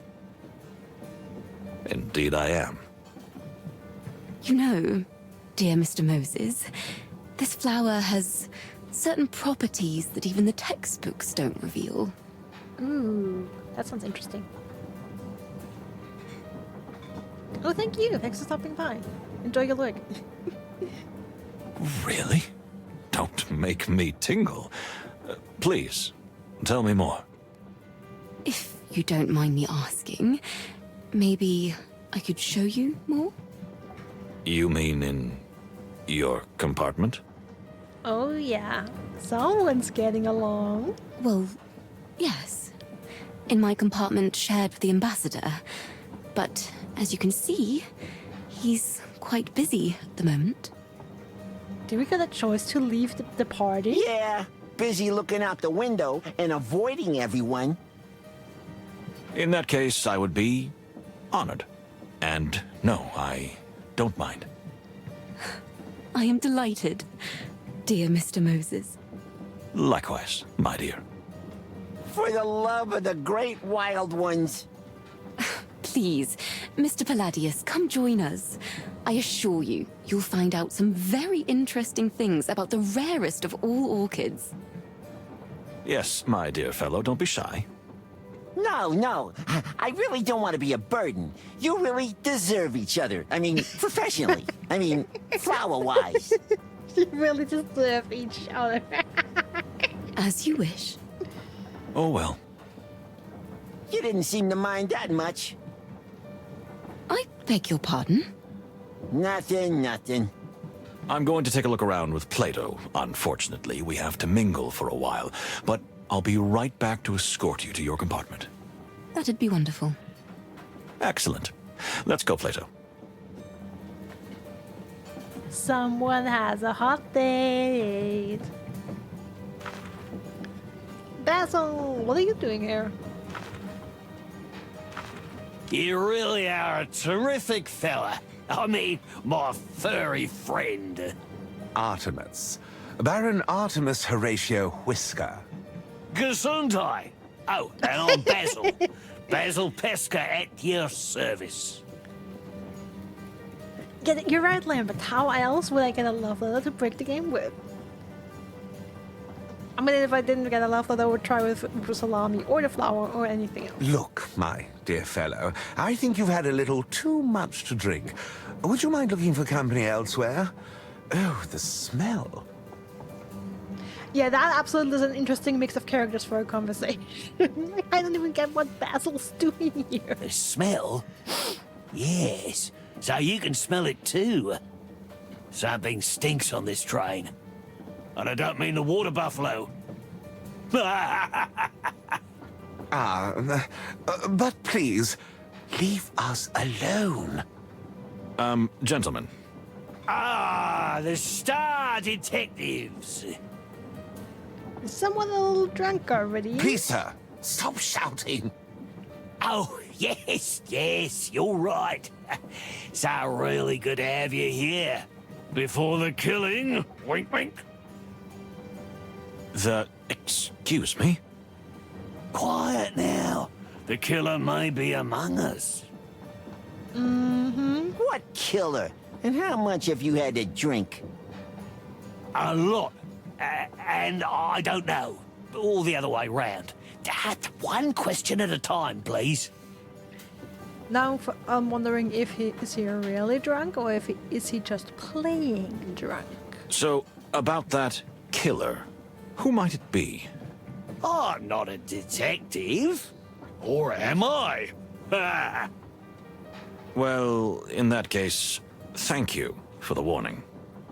Yeah, don't drink so much. We may have to call a doctor on you. Is there even a doctor on board? What if I'm a doctor? Oh, so what's your diagnosis? My diagnosis is that I'm severely dehydrated. Where can I get a drink around here? Where's my spider buddy? Pierre?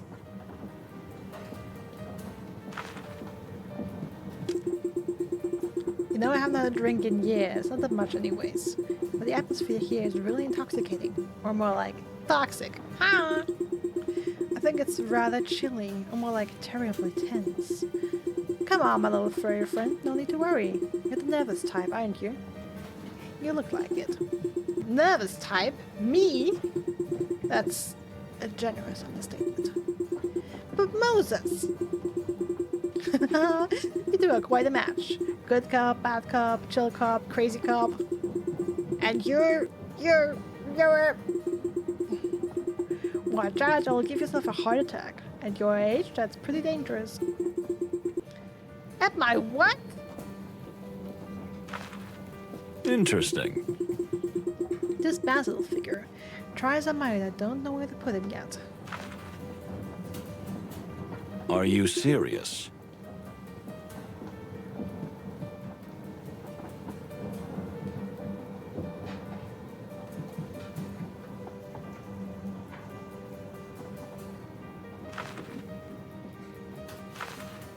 I guess Smuggler's a new Let's character. see.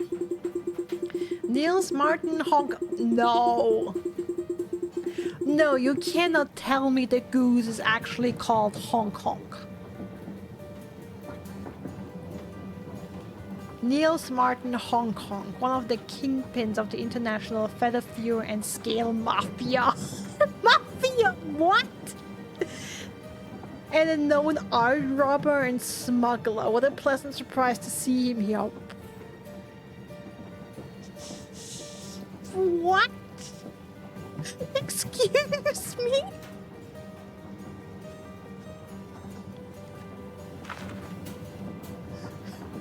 Have you found it yet? I just have to say, this setup feels more and more like Orient Express. Not yet, but I'm sure he's on the train, Mr. Ambassador. Have you found it yet? No, I'm sure he's on the train. Don't you, Mr. Ambassador, me, Hong Kong. Do what you have to do. Ah, the detectives. We are finished here. Oh, sorry, we don't want to bother you. Goodbye, then. That was, cold.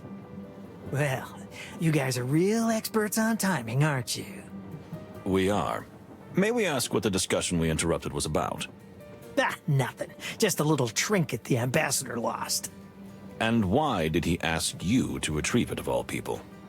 You know, I have a good eye for expensive things. You're a real magpie, Honk Honk. And all three of you are doing the finger guns right now. Well, thank you. I take that as a compliment.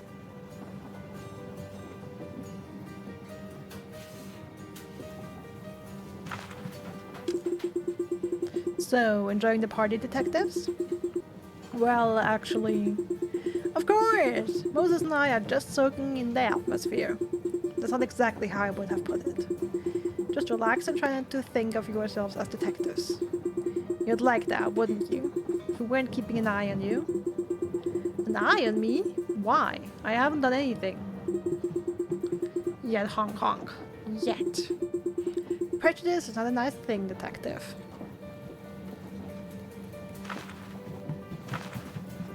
Well, do you find everything secure? As a matter of fact, yes. Although... Although? What do you mean? Have you heard any rumors, like, about an assassination attempt? Plato? Ah, you know every time I set foot outside my beloved Stavonia, someone tries to kill me. That's why you're here, no? Actually, yes, but... A rumor's a rumor. Looking at this bunch, even those stinking Torogo delegates, I don't think anyone's got the balls to do it. That's, good to hear. I guess we'll just keep our eyes open. Okay, so at least the ambassador doesn't see anyone as a serious threat, or at least claims as such. Could be lying. The question is, how smart would that be? I mean, probably doesn't have to... As far as I can tell, he doesn't really think highly of Moses and Plato. So the question is, even if he would perceive someone as a somewhat serious threat, would he tell them? Or would he be like, oh, this stupid detectives, it's not like they're gonna do shit anyways, just keep it to myself, handle it myself. Do that. And now, leave me alone.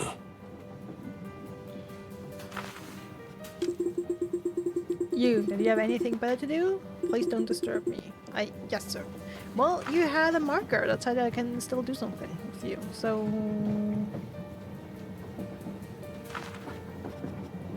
Cassandra. Calm down, darling. No one is killing anyone. Easy for you to say, Cassidy, but I can feel it in my bones that there's going to be trouble. You always feel that way, darling. And we always get in trouble. Well, there's some truth in that, but still. Why doesn't anybody ever believe me? Am I cursed? Madam? Sir? Ah, the good detectives couldn't have come at a better time. How's that? Please reassure Cassandra that nothing bad will happen on our trip. Well, we'll do our best to make sure it doesn't, but promises are hard to make. Come on, Moses. It's just a few days' ride. It'll be fine. I'm so glad you said that. We'll be on watch, Miss Faye. I'm not going there. You should at least say hello, sweetie. That animal is an animal. Okay, I understand why some things just aren't voice acted. All right, but can I go say hello? You just want to get closer to his daughter, don't you? That... What? The very suggestion is offensive. Come on, Cassidy. I saw you staring at her. Again. Oh, here we go again. You're driving me crazy. Ah, detectives. You're still here. What a relief. We weren't eavesdropping. What? Then I think you should go. Have a nice evening. Okay, let's get to the bar.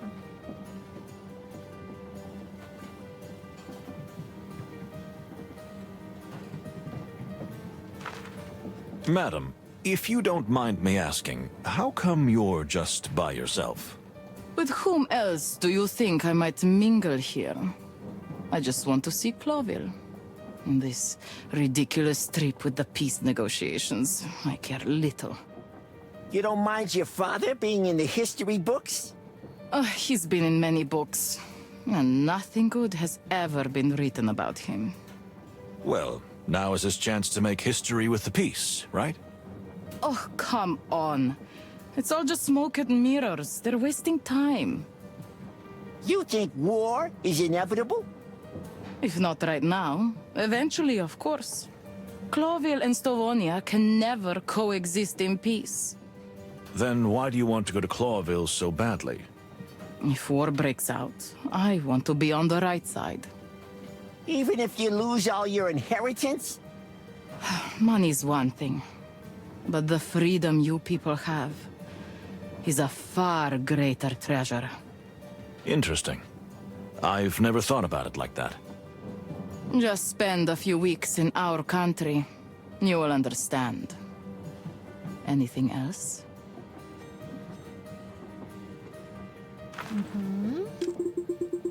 You know, I don't want to scare you, but there are nasty rumors about a possible assassination attempt. Don't worry about me.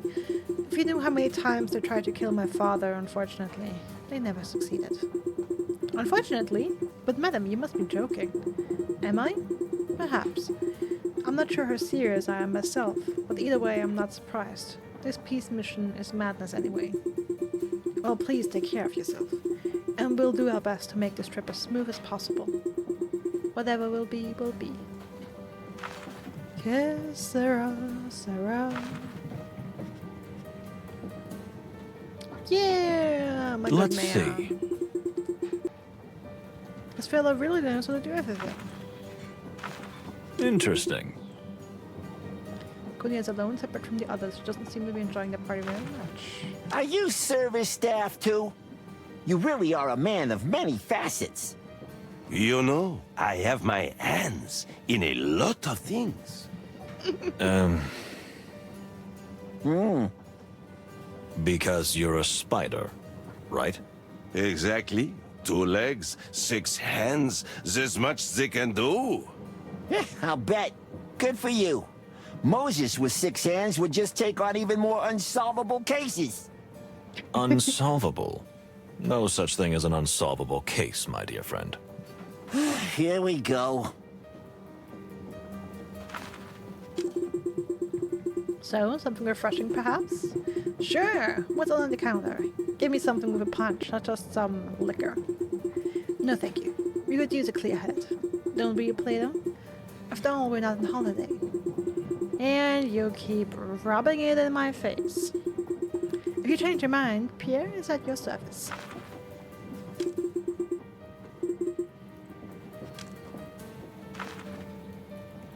Okay, then I guess we return. So, what do you think? Is this gonna be a peaceful journey? I'm worried about rumors of a possible assassination, but it was expected. Yeah. Relations between the 2 countries is still fragile.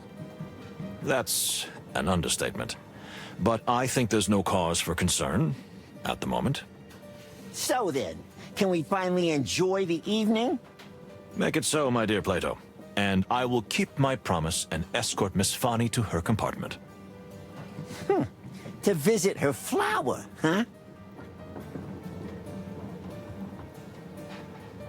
There's some in the window. Whatever you're implying, it is not even worthy of a reply. Just enjoy yourself, Moses. You deserve it. Do the same, dear friend. I'll see you in our compartment. Also, I mean, if that happens, if he goes with Fani to their compartment, I mean, she said she knows a lot of flowers. What if she gave him something to, like, drug him?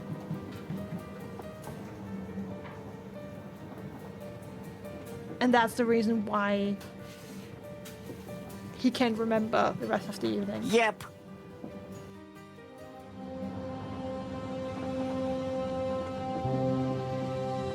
Okay, Plato. What's up with you?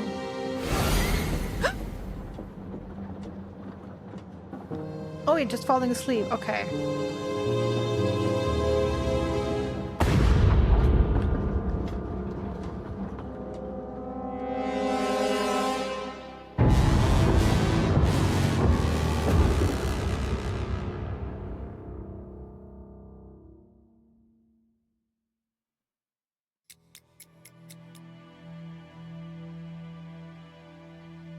Nuke haven't reached the murder. Moses, listen. It couldn't be you. That's madness. And now we have come full circle. We cannot rule out the possibility. What? You suspect yourself? Not a bit, my dear friend, but until I can prove otherwise, I can't rule out the possibility. This is insanity. No, it's perfectly logical, Plato. I don't remember what happened last night, so anything could have happened. You must remember something. So, what the fluffy hell happened? After I left Miss Fanny's room, I went to the corridor to clear my head. I saw Lupus and Cunha talking, then they disappeared. The Baron was there too. I stayed in the hallway to catch my breath when a shadow fell over me. I felt strangely dizzy, and before I could turn around, everything went dark. Do you think somebody knocked you down? I don't know. The truth is, I'm still a little dizzy. But I don't feel hurt. Strange. So what now? We need to talk to all the passengers on the train while the experience is still fresh. If someone has manipulated the scene, or me, we must act quickly. Because if we don't finish in time... And the train arrives at Clawville Station... Then the peace talks are ruined. And if it turns out that 2 Clawville police officers are the prime suspects... War could break out. Could? It surely would. And we can't let that happen. Then what are we waiting for? The game is afoot, dear Plato. I have a feeling that this day has some interesting surprises in store. So we're not on holiday after all, are we? No one ever said so.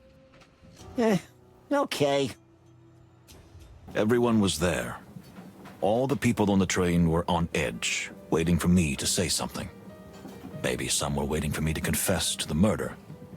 Others could be thinking I'd already found the killer. Maybe some were hoping it was a suicide. But unfortunately, I couldn't give any of them what they wanted. I was terrified. Not because of the possibility that I am the culprit, unfortunately. There was a good chance of that. But because I might not find the answers before it was too late. Time was ticking away. Tick-tock. Tick-tock. Ladies and gentlemen. Well, any progress? The ambassador. Is he really dead? You'd be happy, wouldn't you? I'll bet you would. How dare you? Please calm down. We'll find an explanation for everything. So you haven't found anything yet, have you? Well, there's still a lot of questions. So the investigation is progressing. Of course. So you don't know anything. We do know that the culprit is here with us right now.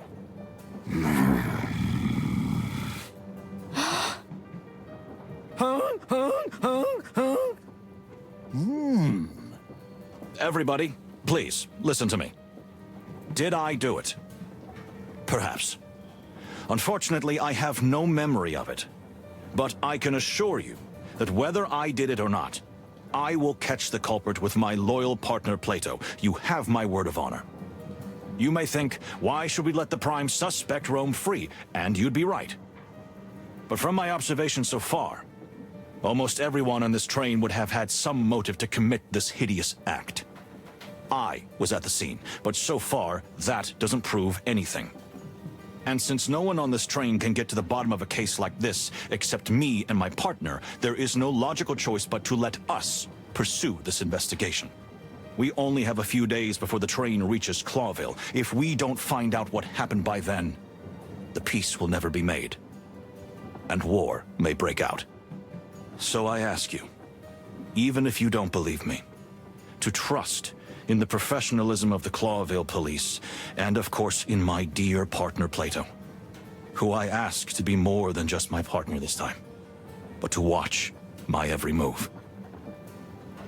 because at this very moment, I do not know if I can trust myself or not. Moses, what are we gonna do now? We need to interview as many passengers as we can. But the clock's ticking. Indeed, my friend. I figure we can probably interview 4 of them before fatigue overrides the shock of the ambassador's death. Or before the killer can come up with a viable alibi. That's an important consideration, too. However, before you start asking questions, remember to use your animal instincts. Good tip, Plato. You're very much in your element. You know, maybe I've got a little bit of a hangover, but this case sobered me up in a flash. Well, I can understand that. Alright, clock's ticking, stakes are high, peace is at risk. But unfortunately, we will have to continue next time. I mean, because I have to end stream here for today. But I thank you all for watching. Thanks again, Nanganchi and your crew for the raid. And thanks everyone else. I hope you have a wonderful rest of your day, night, evening, morning, afternoon, whatever it may be for you. Stay safe, stay healthy, and I hope I see you again soon. Bye guys.